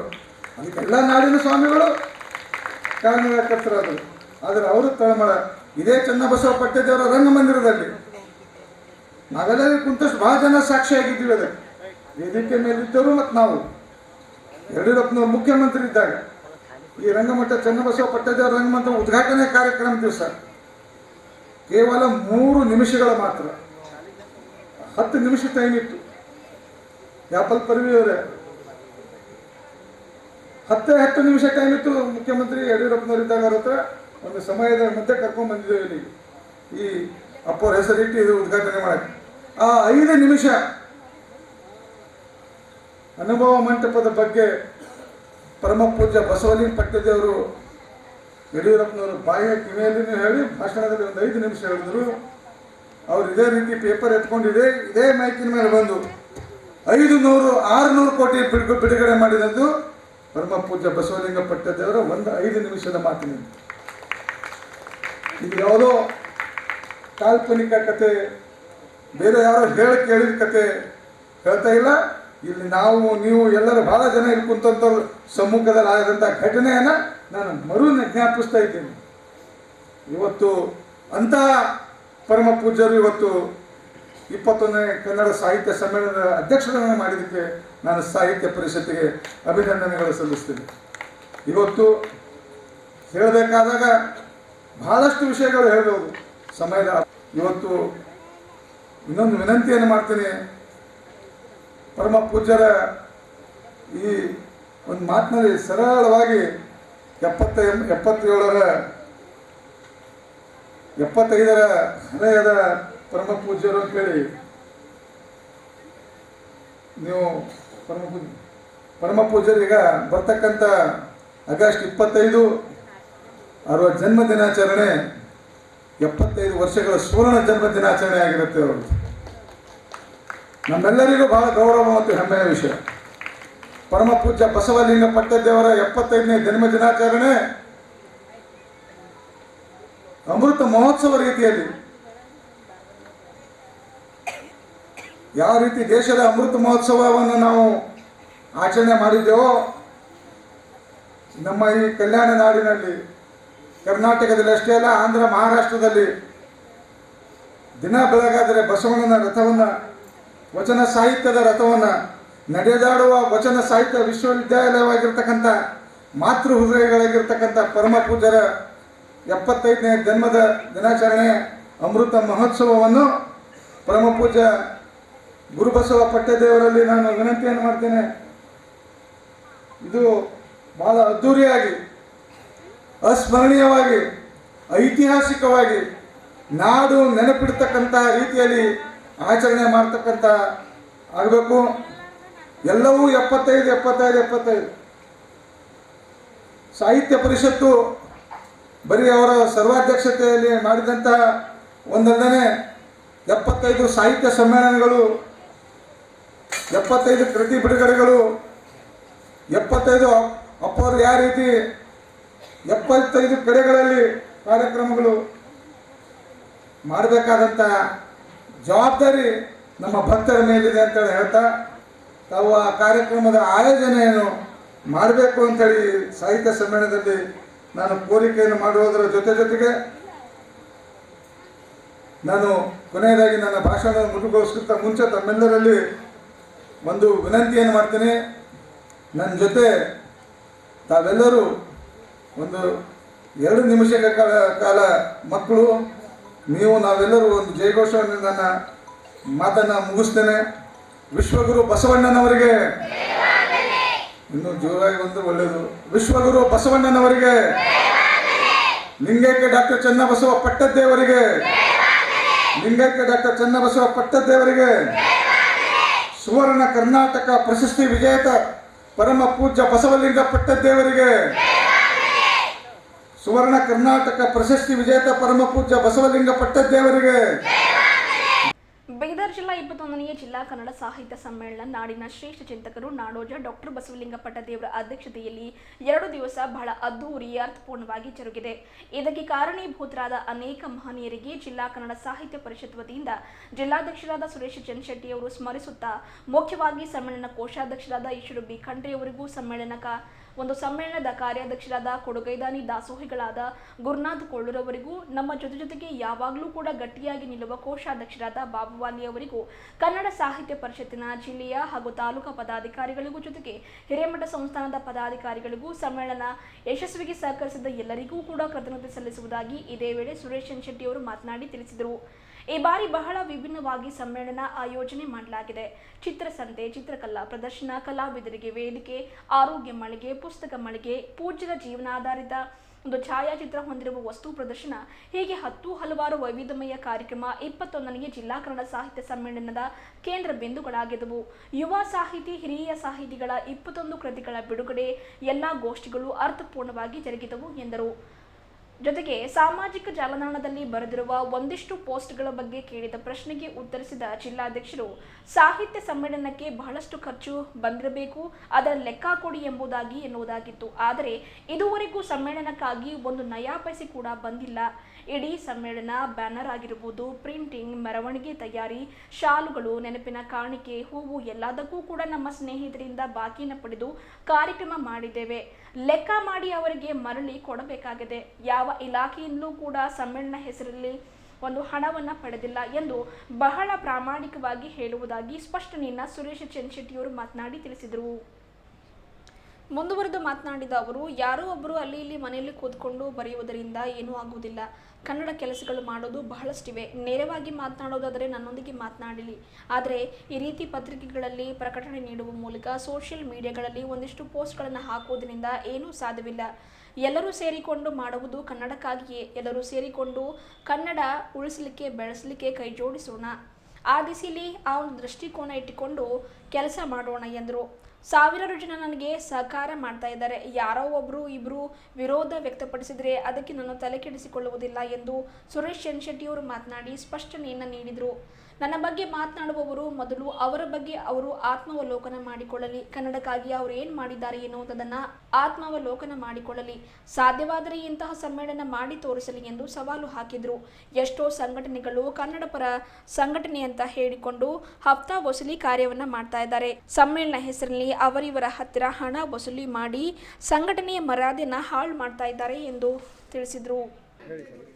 ಸಿರಿಗನ್ನಡಂ ಗೆಲ್ಗೆ ಬೀದರ್ ಜಿಲ್ಲಾ 21ನೇ ಕನ್ನಡ ಸಾಹಿತ್ಯ ಸಮ್ಮೇಳನವನ್ನು ಈ ನಾಡಿನ ಶ್ರೇಷ್ಠ ಚಿಂತಕರು ನಾಡೋಜ ಡಾಕ್ಟರ್ ಬಸವಲಿಂಗ ಪಟ್ಟದೇವರ ಸರ್ವಾಧ್ಯಕ್ಷತೆಯಲ್ಲಿ 2 ದಿನಗಳ ಕಾಲ ಬಹಳ ಅದ್ದೂರಿಯಾಗಿ ಮತ್ತು ಅಷ್ಟೇ ಅರ್ಥಪೂರ್ಣವಾಗಿ ಈ ಸಮ್ಮೇಳನ ಜರುಗಿದೆ. ಇದಕ್ಕೆ ಕಾರಣಭೂತರಾಗಿರುವಂಥ ಅನೇಕ ಮಹನೀಯರಿಗೆ ನಾನು ಈ ಸಂದರ್ಭದಲ್ಲಿ ಸ್ಮರಣೆಯನ್ನು ಮಾಡಬೇಕಾಗುತ್ತದೆ. ಉದಾಹರಣೆಗಾಗಿ ಸಮ್ಮೇಳನದ ಸ್ವಾಗತ ಸಮಿತಿ ಅಧ್ಯಕ್ಷ ಅಂತ ಸನ್ಮಾನ್ಯ ಶ್ರೀ ಈಶ್ವರ ಖಂಡೆಯವರು ಇರ್ಬೋದು, ಕಾರ್ಯಾಧ್ಯಕ್ಷರಾಗಿರುವಂಥ ದಾಸೋಹಿಗಳೆಂದೇ ಖ್ಯಾತಿವೆತ್ತಂಥ ಗುರುನಾಥ್ ಕೊಳ್ಳೂರವರು ಇರ್ಬೋದು, ಇನ್ನೋರು ಆತ್ಮೀಯ ಸಹೋದರರು ಯಾವಾಗೂ ನನ್ನ ಜೊತೆಗೆ ಭಾಳ ಗಟ್ಟಿಯಾಗಿ ನಿಲ್ಲುವಂಥ ಕೋಶಾಧ್ಯಕ್ಷ ಅಂತ ಬಾಬು ವಾಲಿಯವರು ಇರ್ಬೋದು. ಜೊತೆಗೇ ನಮ್ಮ ಕನ್ನಡ ಸಾಹಿತ್ಯ ಪರಿಷತ್ತಿನ ಎಲ್ಲ ಜಿಲ್ಲಾ ಪದಾಧಿಕಾರಿಗಳು, ತಾಲೂಕು ಪದಾಧಿಕಾರಿಗಳಿಗೂ ಮತ್ತು ಹಿರೇಮಠ ಸಂಸ್ಥಾನದ ಅನೇಕ ಪದಾಧಿಕಾರಿಗಳು ನಮ್ಮ ಜೊತೆ ಭಾಗವಹಿಸ್ತಾರೆ. ಅವರೆಲ್ಲರಿಗೂ ಅನಂತ ವಂದನೆಗಳನ್ನು ಸಲ್ಲಿಸುತ್ತಾ ಈ ಸಲ ಭಾಳ ವಿಭಿನ್ನವಾಗಿ ಈ ಸಲ ನಾವು ಸಮ್ಮೇಳನವನ್ನು ಆಯೋಜನೆ ಮಾಡಿದ್ವಿ. ಉದಾಹರಣೆಗಾಗಿ ಇಲ್ಲಿ ಚಿತ್ರಸಂತೆ ಇರ್ಬೋದು, ಆರೋಗ್ಯ ಮೇಳ ಇರ್ಬೋದು, ಪೂಜ್ಯರಿಗೆ ಸಂಬಂಧಪಟ್ಟಂಥ ಒಂದು ಜೀವನ ಸಾಧನೆಯ ಒಂದು ವಸ್ತು ಪ್ರದರ್ಶನವನ್ನು ಇರ್ಬೋದು. ಈ ಥರ ಹಲವಾರು ಕಾರ್ಯಗಳನ್ನು ಈ ಸಂದರ್ಭದಲ್ಲಿ ನಾವು 21ನೇ ಕನ್ನಡ ಸಾಹಿತ್ಯ ಸಮ್ಮೇಳನ ಆಯೋಜನೆ ಮಾಡಲಾಗಿತ್ತು. ಎಲ್ಲಕ್ಕಿಂತ ಭಾಳ ಮಹತ್ವವಾಗಿ ಬೀದರ್ ಜಿಲ್ಲೆಯ ನಮ್ಮ ಯುವ ಸಾಹಿತಿಗಳು ಮತ್ತು ಹಿರಿಯ ಸಾಹಿತಿಗಳ 21 ಕೃತಿಗಳನ್ನು ಬಿಡುಗಡೆ ಮಾಡಿರೋದು. ಒಟ್ಟಾರೆಯಾಗಿ ಮೆರವಣಿಗೆ ಆದಿಯಾಗಿ ಎಲ್ಲ ಗೋಷ್ಠಿಗಳು ಮತ್ತು ಎಲ್ಲವೂ ಭಾಳ ಅರ್ಥಪೂರ್ಣವಾಗಿ ಜರುಗಿವೆ ಅಂತ ಈ ಸಂದರ್ಭದಲ್ಲಿ ಭಾವಿಸಿದ್ದೀನಿ. ಬಹಳಷ್ಟು ಒತ್ತಡದ ಸಂದರ್ಭದಲ್ಲೂ ಸಹ ಅನೇಕ ಜನರಿಗೆ ಆಮಂತ್ರಣ ಮುಡಿಸಲಿಕ್ಕೆ ನಿಜವಾಗ್ಲೂ ನನ್ನ ಕೈಲಿ ಆಗಲಿಲ್ಲ. ಮತ್ತೊಂದು ಸಲ ನಾನು ಬೀದರ್ ಜಿಲ್ಲೆಯ ನಮ್ಮ ಕನ್ನಡ ಸಾಹಿತ್ಯ ಪರಿಷತ್ತಿನ ಆಜೀವ ಸದಸ್ಯರಲ್ಲಿ ಒಂದು ಸಣ್ಣ ಕ್ಷಮೆಯನ್ನು ಯಾಚಿಸುತ್ತಾ ಅಷ್ಟರ ಮಧ್ಯೆಯೂ ಸಹ ಮಾಧ್ಯಮದ ಮೂಲಕ ತಮ್ಮೆಲ್ಲರಿಗೂ ಮನವಿಯನ್ನು ಮಾಡಿಕೊಂಡ ಸಂದರ್ಭದಲ್ಲಿ ತಾವೆಲ್ಲರೂ ಇಷ್ಟೊಂದು ದೊಡ್ಡ ಸಂಖ್ಯೆಯಲ್ಲಿ ಆಗಮಿಸಿ ಇಡೀ 2 ದಿನಗಳ ಕಾಲ ಭಾಳ ಐತಿಹಾಸಿಕವಾಗಿ ಈ ಸಮ್ಮೇಳನವನ್ನು ಯಶಸ್ವಿಗೊಳಿಸಿದ್ರಿ. ಹೀಗಾಗಿ ನಾನು ಬೀದರ್ ಜಿಲ್ಲೆಯ ಸಮಸ್ತ ಕನ್ನಡ ಬಾಂಧವರಿಗೆ ಜೊತೆಗೇ ನಮ್ಮೆಲ್ಲ ಕಲಾವಿದರಿಗೆ, ಸಾಹಿತಿಗಳಿಗೆ ಮತ್ತು ಬೇರೆ ಗ್ರಾಮಗಳಿಂದ ಆಗಮಿಸ್ತಾ ಎಲ್ಲರಿಗೂ ಸಹ ಅನಂತ ವಂದನೆಗಳನ್ನು ಸಲ್ಲಿಸುತ್ತೀನಿ. ಮತ್ತೊಂದು ಸಲ ತಮ್ಮೆಲ್ಲರಿಗೂ ಅನಂತ ವಂದನೆಗಳು, ಧನ್ಯವಾದಗಳು. ಇವತ್ತು ಯಾರೋ ಪೋಸ್ಟ್ನಲ್ಲಿ ಬಿಟ್ಟಿದ್ದರು ಸಾಹಿತ್ಯ ಸಮ್ಮೇಳನಕ್ಕೆ ಬಹಳಷ್ಟು ಖರ್ಚು ಬಂದಿರಬೇಕು, ಅದರ ಲೆಕ್ಕವನ್ನು ಕೊಡಬೇಕಂತ. ಭಾಳ ಪ್ರಾಮಾಣಿಕವಾಗಿ ಒಂದು ಮಾತನ್ನು ಹೇಳ್ತೀನಿ. ಈ 21ನೇ ಕನ್ನಡ ಸಾಹಿತ್ಯ ಸಮ್ಮೇಳನಕ್ಕೆ ಒಂದೇ ಒಂದು ಸಿಂಗಲ್ ನಯ ಪೈಸೆ ಕೂಡ ಇದಕ್ಕೆ ಬರಲಿಲ್ಲ. ಅನೇಕ ಇವತ್ತು ನಮ್ಮ ಪ್ರಿಂಟಿಂಗ್ ಇರ್ಬೋದು, ಅನೇಕ ಹೂವಿನ ಸಂದರ್ಭ ಇರ್ಬೋದು, ಶಾಲೆಗಳಿರ್ಬೋದು, ನಮ್ಮೆಲ್ಲ ಸ್ನೇಹಿತರಲ್ಲಿ ಇವತ್ತಿಗೂ ಒಂದು ಅರ್ಥ ಹೇಳ್ಬೇಕಾದ್ರೆ ಎಲ್ಲ ಹಾಗೆ ಬಾಕಿಯನ್ನು ಉಳಿಸ್ಕೊಳ್ಳೋದ್ರ ಮೂಲಕ ಅವರೆಲ್ಲ ಸಹಕಾರದಿಂದ ಈ ಸಮ್ಮೇಳನ ಯಶಸ್ವಿಯಾಗಿದೆ. ಇದಾದ ನಂತರ ಈಗ ನಾನು ಲೆಕ್ಕವನ್ನು ಕೊಟ್ಟು ದುಡ್ಡು ತಂದು ಅದಕ್ಕಿಂತ 15-20 ದಿವಸ ಎಷ್ಟಿರ್ತೋ ಗೊತ್ತಿಲ್ಲ, ಇವಾಗ ನಾನು ದುಡ್ಡನ್ನು ಪೇ ಮಾಡಬೇಕಾಗಿದೆ. ಈ ಸಂದರ್ಭದಲ್ಲಿ ಯಾರಾದರೂ ಅಗರ್ ಎದ್ದು ಬಂದು ಯಾವ್ದಾರು ಒಬ್ಬ ಇಂಥ ಇಲಾಖೆದವರು ಅಥವಾ ಇಂಥವ್ರು ಯಾರು ತಂದು ಒಂದೇ ₹1 ಅಗರ್ ನಾನು ಕೊಟ್ಟಿದ್ದೀನಿ ಅಂತಕ್ಕಂಥ ಯಾರಾದರೂ ಮತ್ತೆ ನಾನು ಎದುರು ಬಂದು ತೋರಿಸಲಿ, ನಾನು ಹೇಳಿರ್ತೀನಿ. ನಾನು ದಯವಿಟ್ಟು ಬೀದರ್ ಜಿಲ್ಲೆಯ ಸಮಸ್ತ ಕನ್ನಡ ಬಾಂಧವರಿಗೆ ಮನವಿಯನ್ನು ಮಾಡ್ಕೊಳ್ತಿದ್ದೀನಿ. ಈ ಜಗತ್ತಿನಲ್ಲಿ ದ್ವೇಷ ಮತ್ತು ಅಸಹ್ಯಗಳಿಂದ ಏನೇನೂ ಸಾಧಿಸಲು ಸಾಧ್ಯ ಇಲ್ಲ. ನಾವೇನಾರ ಸಾಧಿಸಬೇಕು ಅಂದರೆ ಅದು ಕೇವಲ ಪ್ರೀತಿಯಿಂದ ಮತ್ತು ಸ್ನೇಹದಿಂದ ಮಾತ್ರ ಸಾಧ್ಯ ಅಂತ ವಾಸ್ತವ ಸತ್ಯವನ್ನು ನಾನು ಅರ್ಥ ಮಾಡ್ಕೊಂಡಿದ್ದೇನೆ, ಅದು ಅವರು ಅರ್ಥ ಮಾಡ್ಕೊಳ್ಬೇಕಾಗಿದೆ.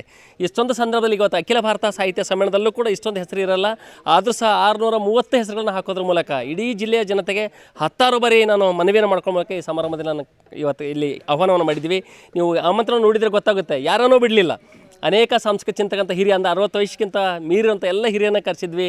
ವಿಶೇಷವಾಗಿ ಇಲ್ಲಿರುವಂಥ ಕಲಾವಿದರನ್ನ, ಚಿತ್ರ ಕಲಾವಿದರಂಥ ವಿಶೇಷವಾದ ಅವರಿಗೂ ಸನ್ಮಾನ ಇಟ್ಕೊಂಡಿದ್ವಿ. ಅದರಲ್ಲಿ ಉದ್ಯಮಿಗಳಿದ್ದರು, ಮಹಿಳಾ ಸಾಧಕಿಯರಿದ್ದರು, ಮತ್ತು ಎಲ್ಲ ಗೋಷ್ಠಿಯನ್ನು ನೀವು ತೆಗೆದುಕೊಂಡು ನೋಡಿದಾಗ ಯಾರ್ಯಾರೋ ಹೇಳ್ತಾಯಿದ್ರು ಇದು ಒಂದು ಸಲ ಬರೀ ಲಿಂಗಾಯತರದಷ್ಟೇ ಈ ಸಮ್ಮೇಳನ ಇದೆ ಅಂತೇಳಿ. ನೀವು ಯಾರಾದರೂ ಒಂದು ವೇಳೆ ಆ ಪ್ರಶ್ನೆಯನ್ನು ಮಾಡ್ತೀರಿ ಅಂದರೆ ಒಂದು ಆಮಂತ್ರಣ ಇದನ್ನು ಒಂದು ಸಲ ನೀವು ಹುಡ್ಕೊಂಡು ನೋಡಿಬಿಡಿ.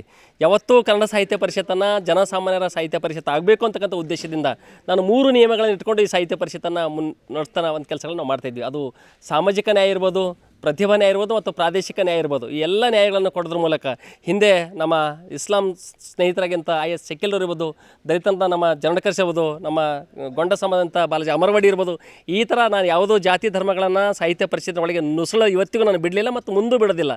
ನಾನು ಭಾಳ ಪ್ರಾಮಾಣಿಕವಾಗಿ ಎಲ್ಲರನ್ನ ಒಳಗಿಟ್ಕೊಂಡು ಈ ಸಮಾರಂಭವನ್ನು ಮಾಡ್ತಾಯಿದ್ವಿ. ಒಂದು ಅರ್ಥ ಇವರೆಲ್ಲ ಅರ್ಥ ಮಾಡ್ಕೊಳ್ಬೇಕಾಗಿದೆ.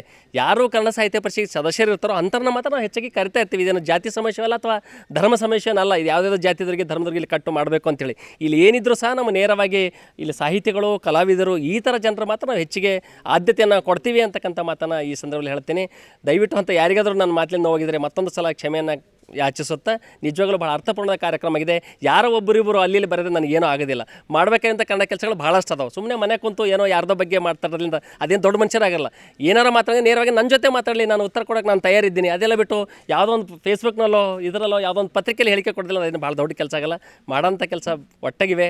ನಾನು ಒಂದು ಮಾತನ್ನೇ ಹೇಳ್ತೀನಿ, ಎಲ್ಲರೂ ನಾವೆಲ್ಲ ಸೇರ್ಕೊಂಡು ನಾವೆಲ್ಲ ಮಾಡಿದ ಕನ್ನಡ ಕೆಲಸನೇ ಇದಾವೆ. ಅದು ಯಾವುದೇ ಸಂಘಟನೆಗಳಿರ್ಬೋದು, ನಾವೆಲ್ಲರೂ ಸೇರಿಕೊಂಡು ಮತ್ತೆ ಬೀದರ್ ಜಿಲ್ಲೆಯಲ್ಲಿ ಕನ್ನಡವನ್ನು ಉಳಿಸ್ಲಿಕ್ಕೆ ಬೆಳೆಸಲಿಕ್ಕೆ ಏನೇನು ಕೆಲಸಗಳನ್ನು ಮಾಡಬೇಕು ಆ ದಿಶೆಯಲ್ಲಿ ಸ್ವಲ್ಪ ಅವ್ರ ದೃಷ್ಟಿಕೋನ ಆ ಕಡೆ ಹೋಗಲಿ. ಅದಕ್ಕೆ ದಯವಿಟ್ಟು ಯಾರು ಅನ್ಯತಾ ಭಾವಿಸ್ಲಾರ್ದೇ ಯಾರೋ ಒಬ್ಬರಿಬ್ಬರು ಮಾಡಿ ನನಗೆ ಅದರಲ್ಲಿ ಏನು ಬೇಸರನೂ ಇಲ್ಲ. ಯಾಕಂದ್ರೆ ಸಾವಿರಾರು ಜನ ಇದಕ್ಕೆ ಇಷ್ಟೊಂದು ಸಪೋರ್ಟಿವ್ ನನ್ನ ಜೊತೆಗೆ ನಿಂತಾಗ ಯಾರೋ ಒಬ್ಬರಿಬ್ಬರನ್ನ ನಾನು ಅದೇನು ಗಮನಕ್ಕೆ ತೆಗೆದುಕೊಳ್ಳಲ್ಲ ಅಂತಕ್ಕಂಥ ಮಾತನ್ನು ಹೇಳ್ತೇನೆ. ಅದು ಗೊತ್ತಾಗಿದೆ ನನಗೂ, ಆದರೆ ನಾನು ಅಂದರೆ ಅದು ತಪ್ಪಾಗುತ್ತೆ. ಕನ್ನಡ ಸಾಹಿತ್ಯ ಪರಿಷತ್ತಿನ ಅಧ್ಯಕ್ಷನಾಗಿ ನಾನು ಇನ್ನೊಬ್ಬರ ಬಗ್ಗೆ ಕನ್ನಡ ಬಗ್ಗೆ ಮಾತಾಡೋದು ತಪ್ಪಾಗುತ್ತೆ. ಅವ್ರು ಯಾರು ನನ್ನ ಬಗ್ಗೆ ಮಾತಾಡ್ತೋ ಅವರು ಒಂದು ಸಲ ಆತ್ಮಾವಲೋಕನ ಮಾಡ್ಕೊಳ್ಳಲ್ಲ. ಮತ್ತು ಭಾಳ ಏನೋ ಮಾಡಬೇಕಲ್ಲ, ನಾನು ಈ ಸಮ್ಮೇಳನ ಮಾಡ್ತಾ ಇದ್ದಿಲ್ಲ, ತಾಕತ್ತಿರಿಂದ ಸಮಯ ಇನ್ನೊಂದು ಮಾಡಿ ತೋರಿಸಲಿ ಅವ್ರು ಬೇಕಾದರೆ. ಸುಮ್ಮನೆ ಅಲ್ಲಿ ನನಗೆ ಗೊತ್ತಿದೆ ಅನೇಕ ಜನ ನಮ್ಮದು ಅನೇಕ ಸಂಘಟನೆಗಳು ನನ್ನ ಹೆಸರು ಹೇಳಬಾರ್ದು, ಹಫ್ತಾ ಉಸಲಿ ಸಂಘಟನೆಗಳಾಗಿವಂತ ಎಷ್ಟೋ ಇದನ್ನು ನನ್ನ ಜೊತೆ ಹೇಳಿಬಿಟ್ಟಿದ್ದಾರೆ.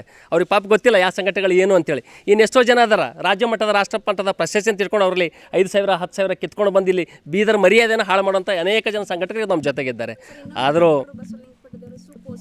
ಯಾಕೆ ಆಗಲ್ಲ ಅಂತಕ್ಕಂಥ ಮಾತನ್ನು ಈ ಸಂದರ್ಭದಲ್ಲಿ ಹೇಳ್ತೀನಿ. ಇವತ್ತು ಇಡೀ ಕರ್ನಾಟಕದಲ್ಲಿ, ಇವತ್ತು ಬೀದರ್ ಜಿಲ್ಲೆ ಕರ್ನಾಟಕದಲ್ಲಿ ಉಳಿಬೇಕಿತ್ತಂದರೆ ಅದು ಡಾಕ್ಟರ್ ಚನ್ನಬಸವ ಪಟ್ಟದೇವ್ರದ ಕಾರಣ. ಇವತ್ತು ಇಡೀ ಕರ್ನಾಟಕದಲ್ಲಿ ಯಾವುದಾರ ಒಂದು ಮಠ ಕನ್ನಡದ ಮಠ ಅಂತ ಅನ್ಸ್ಕೊಳ್ತದಂದ್ರೆ ಅದು ಭಾಲ್ಕಿ ಹಿರೇಮಠ ಸಂಸ್ಥಾನ ಅಂತ ಎಲ್ಲರೂ ಗಮನಕ್ಕೆ ಇಟ್ಕೊಳ್ಬೇಕಾಗಿದೆ. ಇವತ್ತು ಭಾಲ್ಕಿ ಬಸವಲಿಂಗ ಪಟ್ಟದೇವರಿಗೆ 75 ವರ್ಷಗಳಾಗಿದೆ. ಅಂದರೆ ವಯಸ್ಸಿನಲ್ಲಿ ಅವ್ರು ಏನು ಸಣ್ಣಾರ.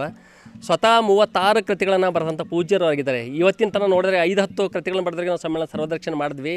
ಆದರೆ ಇವತ್ತು 36 ಕೃತಿಗಳನ್ನು ಬರೆದಂಥ ಸ್ವಾಮೀಜಿಯವರು. ಅದ್ರ ಜೊತೆಗೆ ಇವತ್ತು ಹಿರೇಮಠ ಸಂಸ್ಥೆಯಿಂದ 250ಕ್ಕಿಂತ ಹೆಚ್ಚು ಕೃತಿಗಳನ್ನು ಪ್ರಕಾಶಕರಾಗಿ ಅವರು ಕೆಲಸಗಳನ್ನು ಮಾಡಿದ್ದಾರೆ. ಯಾಕೆ ಅವರನ್ನು ಮಾಡಬಾರ್ದು ಅಂತಕ್ಕಂಥ ಮಾತನ್ನು ಹೇಳ್ತೇನೆ. ಆಗಿದೆ, ಈ ಹಿಂದೆ ಅನೇಕ ಘಟನೆಗಳು ನಮ್ಮ ಜೊತೆಗೆ ಅದಾವೆ. ಆದರೆ ಅಂಥ ಇಲ್ಲೇನೂ ಇಲ್ಲ. ಅಂಥ ಪೂಜ್ಯರಿಗೆ ಮಾಡೋದು ನಿಜವಾಗ್ಲೂ ಅಷ್ಟೇ ಸೂಕ್ತ ಆಗಿದೆ. ಇದು ಮತ್ತು ಬೀದರ್ನಲ್ಲಿ ಅಷ್ಟೇ ಅಲ್ಲ, ಯಾರು ನಾನು ಈ ಮುಂಚೆನೇ ಹೇಳ್ತಾ ಇದ್ದೀನಿ, ಕನ್ನಡ ಸಾಹಿತ್ಯ ಪರಿಷತ್ತು ಜಾತಿ ಧರ್ಮ ಎಂದೂ ನೋಡಲ್ಲ. ಇಲ್ಲಿ ಕೇವಲ ಏನಿದ್ರು ಸಹ ಅವ್ರ ಸಾಧನೆಗಳನ್ನು ಮಾತ್ರ ಇಲ್ಲಿ ಗಮನ ಕೆಟ್ಕೊಂಡು ನಾವು ಸಮ್ಮೇಳನ ಸರ್ವಾಧ್ಯಕ್ಷನ ಆಯ್ಕೆಯನ್ನು ಮಾಡಿರ್ತೀವಿ. ಅದಕ್ಕೆ ಯಾರ ಮಾತುಗಳನ್ನು ನಾನು ಏನು ಕೇರ್ ಮಾಡಲಾರ್ದೇನೆ ಸಾವಿರಾರು ಜನ ಇದಕ್ಕೆ ಪ್ರೋತ್ಸಾಹ ಮಾಡಿ ಒಳ್ಳೆ ಆಯ್ಕೆ ಅಂತ ಹೇಳಿದ ನಂತರ ಇವ್ರು ಯಾರೋ ಗಾಂಜಿ ಪಿಂಜಿಗಳು ಮಾತಾಡೋದಕ್ಕೆ ನನಗೇನು ಕೇರ್ ಮಾಡಲ್ಲ ಅಂತಕ್ಕಂಥ ಮಾತನ್ನು ಹೇಳ್ತೀನಿ. ಎಲ್ರಿಗೂ ಸರಿ, ನಾನು ಲಾಸ್ಟ್ 2 ಗೋಷ್ಠಿ, ಒಂದು ಬಸವಣ್ಣನವರು ವಿಶ್ವನಾಯಕ, ಹೌದು, ಸಾಂಸ್ಕೃತಿಕ ನಾಯಕ, ಅವ್ರ ಬಗ್ಗೆ ಸಂವಿಧಾನ, ಎರಡು ಬಹಳ ಒಂದು ಕೇಂದ್ರ ಒಂದು ಭಾಳ ಉತ್ತಮವಾದ ಪ್ರಶ್ನೆಗಳನ್ನು ನೀವು ಕೇಳಿದಿರಿ. ಇವತ್ತು ವಚನ ಸಾಹಿತ್ಯ ಈ ಜಗತ್ತಿನ ಶ್ರೇಷ್ಠ ಸಾಹಿತ್ಯ. ಇವತ್ತು ಕನ್ನಡ ಸಾಹಿತ್ಯ ಇಷ್ಟೊಂದು ಶ್ರೀಮಂತಗೊಳ್ಳಬೇಕಾದ್ರೆ ಅದಕ್ಕೆ ಪ್ರಮುಖ ಕಾರಣ ವಚನ ಸಾಹಿತ್ಯ. ಅಂಥ ವಚನ ಸಾಹಿತ್ಯ ಕೊಟ್ಟಂಥ ನೆಲದಲ್ಲಿ ಅದು ಬಸವಣ್ಣನವರು ಮತ್ತು ಬಸವಾದಿ ಶರಣರಿಗೆ ಸಲ್ಲುತ್ತೆ. ಮೊನ್ನೆ ತಾನೇ ನಮ್ಮ ಕರ್ನಾಟಕ ಸರ್ಕಾರ ಬಸವಣ್ಣನವ್ರನ್ನ ಸಾಂಸ್ಕೃತಿಕ ನಾಯಕ ಅಂತ ಘೋಷಣೆ ಮಾಡಿದರು. ಆದರೂ ಬಸವಣ್ಣವ್ರ ವಿಚಾರಗಳನ್ನು ಎಲ್ರಿಗೂ ಮುಟ್ಟಬೇಕು ಅಂತ ಉದ್ದೇಶದಿಂದ ಇಟ್ಕೊಂಡು ನಾನು ಈ ಸಂದರ್ಭದಲ್ಲಿ ಒಂದು ಸಾಂಸ್ಕೃತಿಕ ನಾಯಕ ಬಸವಣ್ಣ ಅಂತಕ್ಕಂಥ ಒಂದು ವಿಶೇಷವಾದ ಗೋಷ್ಠಿಯಲ್ಲಿ ಆಯೋಜನೆ ಮಾಡೋದ್ರ ಮೂಲಕ ಈ ನಾಡಿನ ಪ್ರಗತಿಪರ ಚಿಂತಕರಂದೇ ಖ್ಯಾತಿ ಅಂತ SG ಸಿದ್ದರಾಮಯ್ಯನವರು ಭಾಳ ಸಮರ್ಥವಾಗಿ ಯಾಕೆ ಬಸವಣ್ಣವರ ಸಾಂಸ್ಕೃತಿಕ ನಾಯಕ ಅಂತ ಕರಿತೀವಿ ಅಂತಕ್ಕಂಥ ಮಾತನ್ನು ಭಾಳ ಅತ್ಯುತ್ತಮವಾಗಿ ಈ ಮಾತುಗಳನ್ನು ಹೇಳಿದರು. ಅದ್ರ ಜೊತೆಗೆ ನಾವೆಲ್ಲರೂ ನೆನೆಸಬೇಕಾಗಿದ್ದು ಡಾಕ್ಟರ್ BR ಅಂಬೇಡ್ಕರ್ ಅವ್ರನ್ನ. ಯಾಕಂದರೆ ಇವತ್ತು ಸಂವಿಧಾನದ 75ನೇ ವರ್ಷದ ಅಮೃತ ಮಹೋತ್ಸವ ಸಂದರ್ಭದಲ್ಲಿ ನಾವೆಲ್ಲರೂ ಇದ್ದೀವಿ. ಎಲ್ರಿಗೂ ಸಾಮಾಜಿಕ ನ್ಯಾಯ ಕೊಟ್ಟಂಥ ಪೂಜ್ಯರಾಗಿಂಥ ಡಾಕ್ಟರ್ ಅಂಬೇಡ್ಕರ್ ಅವರ ವಿಚಾರಗಳನ್ನು ಮತ್ತೆ ಜನರಿಗೆ ಮುಟ್ಟಬೇಕು ಅನ್ನೋ ಉದ್ದೇಶದಿಂದ ನಾನು ಈ ಕೆಲಸಗಳನ್ನು ಮಾಡಿದ್ದೀನಿ. ನಾನು ಈ ಸಂದರ್ಭದಲ್ಲಿ ನಾನು ಇಬ್ಬರು ಸಮಾಜದವರಿಗೆ ಒಂದು ಮಾತನ್ನು ಹೇಳ್ತೀನಿ. ಎದುವರೆಗೆ ಬುದ್ಧ ಅರ್ಥ ಆಗಲ್ಲೋ ಅದುವರೆಗೆ ಲಿಂಗಾಯತರಿಗೆ ಬಸವಣ್ಣ ಅರ್ಥ ಆಗಲ್ಲ. ಎದುವರೆಗೆ ದಲಿತರಿಗೆ ಬಸವಣ್ಣ ಅರ್ಥ ಆಗಲ್ಲೋ ಅದುವರೆಗೆ ಅಂಬೇಡ್ಕರ್ ಅವರಿಗೂ ಅರ್ಥ ಆಗಲ್ಲ. ಅದಕ್ಕೆ ನಾವೆಲ್ಲರೂ ಏನು ಮಾಡಬೇಕಾಗಿದೆ, ಬುದ್ಧ, ಬಸವ, ಅಂಬೇಡ್ಕರ್ ಇವ್ರ ಮೂವರು ವಿಚಾರಗಳನ್ನು ನಾವು ಅಳವಡಿಸ್ಕೊಳ್ಬೇಕಾಗಿದೆ, ನಮ್ಮ ಬದುಕಿನ ಭಾಗ ಉಳಿಸ್ಕೊಳ್ಬೇಕಾಗಿದೆ. ಆವಾಗ ಮಾತ್ರ ನಮಗೆ ನಿಜವಾಗ್ಲೂ ಇವ್ರು ಮೂವರು ಕೊಟ್ಟಂಥ ವಿಶ್ವ ಸಂದೇಶಗಳು ನಮ್ಮ ಜೊತೆಗೆ ಅದಾವೆ. ಹೀಗಾಗಿ ಆ ಮೂವರು ಸಹ ಮಹನೀಯರು ಅಂತಕ್ಕಂಥ ಮಾತನ್ನು ಈ ಸಂದರ್ಭದಲ್ಲಿ ಸ್ಮರಣೆ ಮಾಡ್ತೀನಿ. ಈ ಸಂದರ್ಭದಲ್ಲಿ ಬಹುಜನರ ಬಹುದಿನಗಳ ಬೇಡಿಕೆ ಇಲ್ಲಿ ಕನ್ನಡ ಭವನ ಆಗಿತ್ತು. ನಿಜವಾಗಲೂ ಭಾಳ ಖುಷಿಯಾಗಿದೆ ನನಗಂತೂ. ಯಾಕಂದರೆ ಇಷ್ಟೊಂದು 50 ವರ್ಷಗಳ ನಮ್ಮ ಹೋರಾಟದ ಮಧ್ಯೆಯೂ ಸಹ ನಾವು ಕನ್ನಡ ಭವನವನ್ನು ನಿರ್ಮಾಣ ಮಾಡಿದ್ವಿ. ನಿರ್ಮಾಣದ ಮಧ್ಯೆ ಯಾವಾಗೇ ನಾವು ನಿವೇಶನವನ್ನು ನಾವು ತೆಗೆದುಕೊಳ್ತಿದ್ವಿ ಅವತ್ತಿನವರೆಗೂ ಯಾರ್ದು ಏನೂ ಮಾತುಗಳು ಇರಲಿಲ್ಲ. ನಾವು ಸ್ವತಃ ಇಷ್ಟೆಲ್ಲ ಪ್ರಯತ್ನ ಪಟ್ಟು ಅಂದರೆ ನನ್ನ ಅವಧಿಯಲ್ಲ, ನನಗೆ ಹಿಂದಿನ ಅಧ್ಯಕ್ಷರು ಈ ಕೆಲಸಗಳನ್ನ ಮಾಡ್ಕೊಂಡು ಬಂದಿದ್ದರು. ನಾನು ಹೊಸದಾಗಿ ಏನೂ ಮಾಡಲಿಲ್ಲ. ಅದು ಏನು ಅವರು ಒಂದು ಸರ್ವೆ ನಂಬರ್ದಲ್ಲಿ ಸಾಹಿತ್ಯ ಪರಿಷತ್ ನಿವೇಶನ ಕೊಟ್ಟಿದ್ರು, ಅಲ್ಲಿ ಕರೇಜ್ ಬಂದ ಒಂದೇ ಕಾರಣಕ್ಕೆ ನಿವೇಶನ ಹೋಗಿಬಿಟ್ಟಿತ್ತು. ನಾವು ಮತ್ತೆ ಅದೇ ಮನವಿಯನ್ನು ಇಟ್ಕೊಂಡು ಈ ಥರ ನಾವು ಹಳೆಯ ಒಂದು ನಿವೇಶನ ಕೊಟ್ಟಿದ್ದರೆ ಅದು ಹೋಗಿಬಿಟ್ಟಿದೆ, ಇನ್ನೊಂದು ಹೊಸ ನಿವೇಶನ ಕೊಟ್ಟರೆ ಅಂತ ಜಿಲ್ಲಾಧಿಕಾರಿಗಳು ನಾವು ಮನವಿಯನ್ನು ಮಾಡ್ಕೊಂಡಿದ್ವಿ. ಅದೇ ಮನವಿಯನ್ನು ಇಟ್ಕೊಂಡು ಕನ್ನಡ ಸಾಹಿತ್ಯ ಪರಿಷತ್ತಿಗೆ ಇಲ್ಲಿ ಭವನ ಇಲ್ಲ ಅಂತಕ್ಕಂಥ ಉದ್ದೇಶದಿಂದ ಕನ್ನಡ ಭವನವನ್ನು ಒಂದು ಹೊಸ ನಿವೇಶನವನ್ನು ನಮ್ಗೆ ಕೊಟ್ಟಿದ್ದರು. ನಾನು ಸಿದ್ಧ ಒಂದು ಪ್ರಶ್ನೆಯನ್ನು ಕೇಳ್ತೀನಿ, ಕನ್ನಡ ಭವನದ ನಿವೇಶನ ಅಲ್ಲ ಅಂತ ನೀವು ಅಂತಿರಲ್ಲ, ಇದು ಸಂಸ್ಕೃತಿ ಇಲಾಖೆದ ಇದೇ ಇಲಾಖೆ ಏನಾದ್ರು ದಾಖಲೆಗಳದಾವ ನಿಮ್ಮ ಹತ್ರ ಅಂತೇಳಿ. ಯಾವಾಗ ನಿವೇಶನ ತರುವಾಗ ಯಾರೊಬ್ಬರು ಬರಲಿಲ್ಲ, ಇಷ್ಟು ದಿನ ಅನುದಾನ ತರೋ ಸಲುವಾಗಿ ಹತ್ತಾರು ಬಾರಿ ನೂರಾರು ಬಾರಿ ಬೆಂಗಳೂರನ್ನು ತಿರ್ಕೊಂಡು ಎಲ್ಲ ಆಫೀಸ್ ಕಚೇರಿಗಳು ಹೊಡ್ಕೊಂಡು 3 ಜನ ಮುಖ್ಯಮಂತ್ರಿಗಳ ಜೊತೆ ನಾನು ಮನವಿ ಮಾಡಿಕೊಂಡು 3 ಜನ ಉಸ್ತುವಾರಿ ಸಚಿವರಾಗಿ ಹೋಗಿದ್ದಾರೆ. ಅವರೆಲ್ಲರಿಗೂ ಅಷ್ಟೊಂದು ಮನವಿ ಮಾಡಿಕೊಂಡು ನಂತರ 2 ಕೋಟಿ ದುಡ್ಡುಗಳನ್ನು ತಂದು ಇಷ್ಟೆಲ್ಲ ಮಾಡಿದ್ದೀವಿ. ಸುಮ್ಮನೆ ಏನು ಇಲ್ಲದೇ ಸುಮ್ಮನೆ ಇಷ್ಟೆಲ್ಲ ರೆಡಿ ಆದ ನಂತರ ಇದು ಕನ್ನಡ ಸಾಹಿತ್ಯ ಪರಿಷತ್ ಒಂದು ಕನ್ನಡ ಸಂಸ್ಕೃತಿ ಇಲಾಖೆ ಸೇರಬೇಕು ಅಂತಕ್ಕಂಥ ಮಾತನ್ನು ಹೇಳ್ತಾರೆ. ಇಡೀ ರಾಜ್ಯದಲ್ಲಿ ಅನೇಕ ಭವನಗಳಿವೆ, ಭಾಳ ದೂರ ಬೇಕಲ್ಲ, ನಮ್ಮ ಬಾಲಿಕೆಯಲ್ಲೇ ಕನ್ನಡ ಭವನ ಇದೆ, ಮತ್ತು ಅದನ್ನು ತೆಗೆದುಕೊಳ್ಳಲೇಬೇಕಾದ್ರೆ ಇವತ್ತು ನಮ್ಮ ಕೇಂದ್ರ ಕನ್ನಡ ಸಾಹಿತ್ಯ ಪರಿಷತ್ತಿಗೂ ಸಹ ನಮ್ಮ ಸಂಸ್ಕೃತಿ ಇಲಾಖೆದವರು ಅನುದಾನವನ್ನು ಕೊಡ್ತಾರೆ. ಒಂದು ಮಾತನ್ನು ಅರ್ಥ ಮಾಡ್ಕೊಳ್ಬೇಕಿದೆ, ಕನ್ನಡ ಸಂಸ್ಕೃತಿ ಇಲಾಖೆ ನಮಗೆಲ್ಲರಿಗೂ ಒಂದು ಮಾತೃ ಸಂಸ್ಥೆ ಇದ್ದಂಗೆ. ಇವತ್ತು ಸಮ್ಮೇಳನ ಇರ್ಬೋದು, ಕನ್ನಡ ಸಾಹಿತ್ಯ ಪರಿಷತ್ಗೆ ಯಾವುದೇ ದುಡ್ಡು ಬಂದರೂ ಅದು ಕನ್ನಡ ಸಂಸ್ಕೃತಿ ಇಲಾಖೆಯಿಂದ ಮಾತ್ರ ಬಂದಿರ್ತದೆ. ಹಾಗಂತ ಈ ಕನ್ನಡ ಸಂಸ್ಕೃತಿ ಇಲಾಖೆ ಈಗಾಗಲೇ ಪರಮ ಪೂಜ್ಯರು ಹೇಳ್ತಾ ಇದ್ರು, ಅವ್ರ ಮಟ್ಟಕ್ಕೂ ಕನ್ನಡ ಸಂಸ್ಕೃತಿಗೆ ದುಡ್ಡು ಕೊಟ್ಟಿದ್ದಾರೆ, ಹಂಗಂದ್ರೆ ಮಟ್ಟನೂ ವಶಪಡಿಸ್ಕೊಳ್ತಾರೆ ಅವರು. ಇದು ನಿಜವಾಗ್ಲೂ ಇದು ತಪ್ಪಿದೆ. ಸುಮ್ಮನೆ ಯಾವುದೋ ಅವಿಜ್ಞಾನಿಗಳು ಯಾರೋ ಒಬ್ಬರು ಅದ್ರ ಬಗ್ಗೆ ಪ್ರಶ್ನೆ ಎತ್ತರ ಅಂತ ಏನೋ ಗೊತ್ತಾಗುತ್ತೆ, ಆ ವಿಷಯ ಇಟ್ಕೊಂಡು ಸಚಿವರು ಪತ್ರವನ್ನು ಬರೆದಿದ್ದಾರೆ. ಈ ಕಾಲೇ ನಮ್ಮ ಉಸ್ತುವಾರಿ ಸಚಿವರು ಸ್ವತಃ ಡಾಕ್ಟರ್ ಬಸವಲಿಂಗ ಪಟ್ಟದ್ರು ಒಂದು ಮಾತನ್ನು ಹೇಳಿದರು, ನಾವು ಮನವಿಯನ್ನು ಮಾಡ್ಕೊಳ್ಳೋಣ, ಒಂದು ವೇಳೆ ಮನವಿ ಮಾಡ್ಕೊಂಡು ನಂತರ ಇದು ಕೆಲಸವನ್ನು ಆಗದೇ ಇದ್ದರೆ ನಾನೇ ಎಲ್ಲಕ್ಕಿಂತ ಮುಂದೆ ಬಂದು ಕನ್ನಡ ಭವನದಲ್ಲಿ ಆಭರಣ ಉಪಸತ್ಯಾಗ್ರಹ ಮಾಡ್ತೀನಿ ಅಂತ ಹೇಳಿದರು. ಅಂಥ ಪೂಜ್ಯರು ಬಂದ ನಂತರ ಇಡೀ ಬೀದರ್ ಜಿಲ್ಲೆಯ 20,000 ಜನ ಕನ್ನಡ ಸಾಹಿತ್ಯ ಪರಿಷತ್ ಸದಸ್ಯರಿದ್ದಾರೆ. ಸಾವಿರಾರು ಸಂಖ್ಯೆಯಲ್ಲಿ ಕನ್ನಡ ಭವನ ಯಾವುದೇ ಕಾರಣಕ್ಕೂ ಕನ್ನಡ ಸಾಹಿತ್ಯ ಪರಿಷತ್ ಹೋಗೋಕ್ಕೆ ನಾವು ಯಾವುದೇ ಕಾರಣಕ್ಕೂ ಬಿಡಲ್ಲ ಅಂತಕ್ಕಂಥ ಮಾತನ್ನು ಈ ಸಂದರ್ಭದಲ್ಲಿ ಹೇಳ್ತೀನಿ. ಎಲ್ಲ ರೀತಿಯ ಹೋರಾಟಗಳಿಗೂ ನಾವು ಮುಂದಾಗಿದ್ದೀವಿ. ಹೀಗಾಗಿ ಕನ್ನಡ ಭವನ ಬಿಡೋ ಪ್ರಶ್ನೆ ಇಲ್ಲ, ಕನ್ನಡ ಭವನ ಕನ್ನಡ ಸಾಹಿತ್ಯ ಪರಿಷತ್ತಿಗೆ ಇರುತ್ತೆ ಅಂತಕ್ಕಂಥ ಮಾತನ್ನು ಹೇಳ್ತೀನಿ. ಅಂಥ ಸಂದರ್ಭ ಬಂದಾಗ ನಾವು ರೂಢಿಗಿಳಿದು ಹೋರಾಟ ಮಾಡ್ತೀನಿ ಅಂತಕ್ಕಂಥ ಮಾತನ್ನು ಹೇಳ್ತೀನಿ. ಬೀದರ್ನ ರಂಗಮಂದಿರದ ಆವರಣದಲ್ಲಿ 21ನೇ ಜಿಲ್ಲಾ ಕನ್ನಡ ಸಾಹಿತ್ಯ ಸಮ್ಮೇಳನ ನಿಮಿತ್ತವಾಗಿ ನಿರ್ಮಿಸಲಾದ ನಾಡೋಜ ಡಾಕ್ಟರ್ ಬಸವಲಿಂಗ ಪಟ್ಟದೇವರ ಜೀವನಾಧಾರಿತ ಛಾಯಾಚಿತ್ರ ವಸ್ತು ಪ್ರದರ್ಶನವನ್ನು ತಾಡೋಳ ಮಹೇಕರ ಶ್ರೀಗಳು ವೀಕ್ಷಿಸಿ ಬಳಿಕ ನಡೆದ ಕಾರ್ಯಕ್ರಮವನ್ನು ಉದ್ದೇಶಿಸಿ ಮಾತನಾಡಿದರು. ಕನ್ನಡ ಸಾಹಿತ್ಯ ಪರಿಷತ್ತಿನ ಕಾರ್ಯಕ್ಕೆ ಮೆಚ್ಚುಗೆಯನ್ನು ವ್ಯಕ್ತಪಡಿಸಿದ ಅವರು, ಪೂಜ್ಯರು ಧರಿಸುವ ವಸ್ತ್ರಕ್ಕೆ ನೋಡಿದರೆ ಧರ್ಮಗುರುಗಳು ಎಂದು ಬಿಂಬಿಸುತ್ತಾರೆ, ಆದರೆ ಅವರ ಸಾಹಿತ್ಯ ಸೇವೆ ಅಪಾರವಾಗಿದೆ. ಅತಿ ಮುಖ್ಯವಾಗಿ ನೋಡಿದರೆ ಅವರೊಬ್ಬ ಶಿಕ್ಷಣದ ತಜ್ಞರೂ ಕೂಡ ಹೌದು. ಶಿಕ್ಷಣದ ತಜ್ಞರ ದೃಷ್ಟಿಕೋನ ಸಾಮಾನ್ಯರಿಗೆ ಗೊತ್ತಾಗುವುದಿಲ್ಲ. ಅಂತಹ ಪೂಜ್ಯರನ್ನ ಸಮ್ಮೇಳನ ಸರ್ವಾಧ್ಯಕ್ಷರನ್ನಾಗಿ ಮಾಡಿದ್ದು ಸುರೇಶ್ ಚಂಚೆಟ್ಟಿ ಹಾಗೂ ಅವರ ತಂಡದವರ ದೃಷ್ಟಿಕೋನ ರಚನಾತ್ಮಕ ಹಾಗೂ ತೆರೆದ ದೃಷ್ಟಿಕೋನ ಆಗಿದೆ ಎಂದು ಬಣ್ಣಿಸಿದರು. ಪೂಜ್ಯರಿಗೆ ಯಾವ ಪ್ರಶಸ್ತಿ ದೊರಕಿದರೂ ಕೂಡ ಅವರಿಗೆ ಗೌರವ ಸಿಗುತ್ತದೋ ಇಲ್ಲವೋ ಗೊತ್ತಿಲ್ಲ, ಬದಲಾಗಿ ಅವರಿಗೆ ಸಂದ ಪ್ರಶಸ್ತಿಗಳಿಗೆ ಅವರಿಂದಾಗಿ ಗೌರವ ಸಲ್ಲುತ್ತದೆ, ಅಂದರೆ ಪ್ರಶಸ್ತಿಗಳಿಗೆ ಗೌರವ ಸಲ್ಲುತ್ತದೆ ಎಂದು ಪೂಜ್ಯರು ಮಾತನಾಡಿ ತಿಳಿಸಿದರು. ಕಾರ್ಯಕ್ರಮದಲ್ಲಿ ಇಲ್ಲಿನವರೆಗೆ ಸಿದ್ದಣ್ಣವರು ಬಹಳ ಸುಂದರವಾಗಿ ಮಾತನಾಡಿದರು. ನಿಜವಾಗಲೂ ಕೂಡ ಗಂಡು ಮೆಟ್ಟಿದ ಭೂಮಿ ಅಂತಂದರೆ ಅದು ಗದಗದ ಭಾಷೆಯಲ್ಲಿ ಹ್ಯಾಂಗೆ ಹೇಳಬೇಕು ಗಟ್ಟಿಯಾಗಿ ಹೇಳಿದರು. ಅದೇ ರೀತಿ ಚನ್ನಶೆಟ್ಟಿಯವರಿಗೆ ಏನು ಧೈರ್ಯ ತುಂಬಬೇಕು ಅದನ್ನು ಕೂಡ ತುಂಬಿದ್ರು. ಇವತ್ತು ಈ ಒಂದು ಕಾರ್ಯಕ್ರಮದಲ್ಲಿ ಪರಮ ಪೂಜ್ಯ ಗುರುಬಸವ ಪಟ್ಟದೇವರನ್ನು ಕೂಡ ವಂದಿಸಿ ವೇದಿಕೆ ಮೇಲೆ ಆಶೀನರಾಗಿರ್ತಕ್ಕಂಥ ಎಲ್ಲ ಸಾಹಿತ್ಯ ಪರಿಷತ್ತಿನ ಪದಾಧಿಕಾರಿಗಳೇ, ಯಾಕಂದ್ರೆ 11 ಆಗ್ಲತ್ತು 7 ಮನುಷ್ಯನ ಆಯುಷ್ಯವನ್ನು ವೃದ್ಧಿಯನ್ನು ಮಾಡತಕ್ಕಂತಹ ದಿವ್ಯ ಶಕ್ತಿ ಯಾವುದಕ್ಕಿದೆ ಅಂತಂದ್ರೆ ಸಾಹಿತ್ಯಕ್ಕಿದೆ.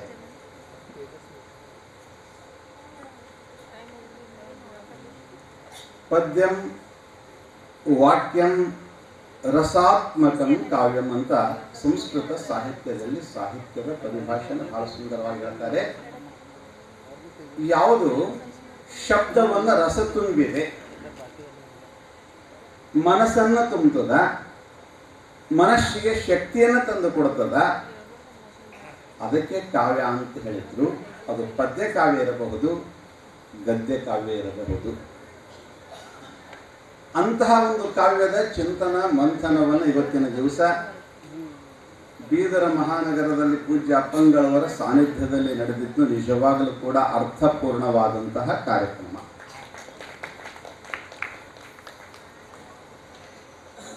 ಯಾಕೆ ಇದನ್ನು ಅರ್ಥಪೂರ್ಣ ಕಾರ್ಯಕ್ರಮ ಅಂತ ಹೇಳಬೇಕಾಗಿದ್ರೆ,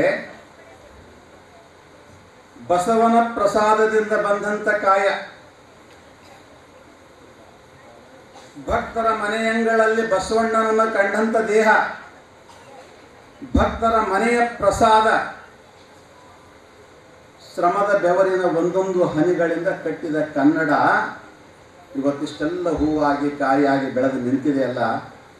ನಿಜವಾಗ್ಲೂ ಕೂಡ ಒಂದು ಮಗುವಿನಿಂದ ಪ್ರಾರಂಭವಾದ ಗುರುಕುಲ 20,000 ಹೂಗಳನ್ನು ಗೊಂಚಲಗಳಿಗೆ ಆಶ್ರಯ ಕೊಟ್ಟಂತ ಮೂಲ ತಾಯಿ ಬೇರೆ ಯಾವುದು ಅಂತಂದ್ರೆ ಪರಮ ಪೂಜ್ಯ ಬಸವಲಿಂಗ ಪಟ್ಟದೇವರು. ಆಡಲಿಕ್ಕೆ ಬಹಳ ಸುಲಭವಿದೆ, ಮಾಡೋದು ಬಹಳ ಕಷ್ಟ ಇದೆ. ಬಹಳಷ್ಟು ಕಡೆ ನಾನು ಕೂಡ ಕೃಷಿ ಸಮ್ಮೇಳನದ ಅಧ್ಯಕ್ಷರನ್ನಾಗಿ ಸರ್ವಾಧ್ಯಕ್ಷ ಮಾಡಿ ಕೂಡಿಸಿದ್ರು ನನಗೂ ಕೂಡ. ಮುಂಜಾನೆ 9 ಗಂಟೆಗೆ ಕುಂತೀನಿ, ರಾತ್ರಿ 11 ಗಂಟೆಗೆ ಹೋಗ್ಬೇಕಾಯ್ತು.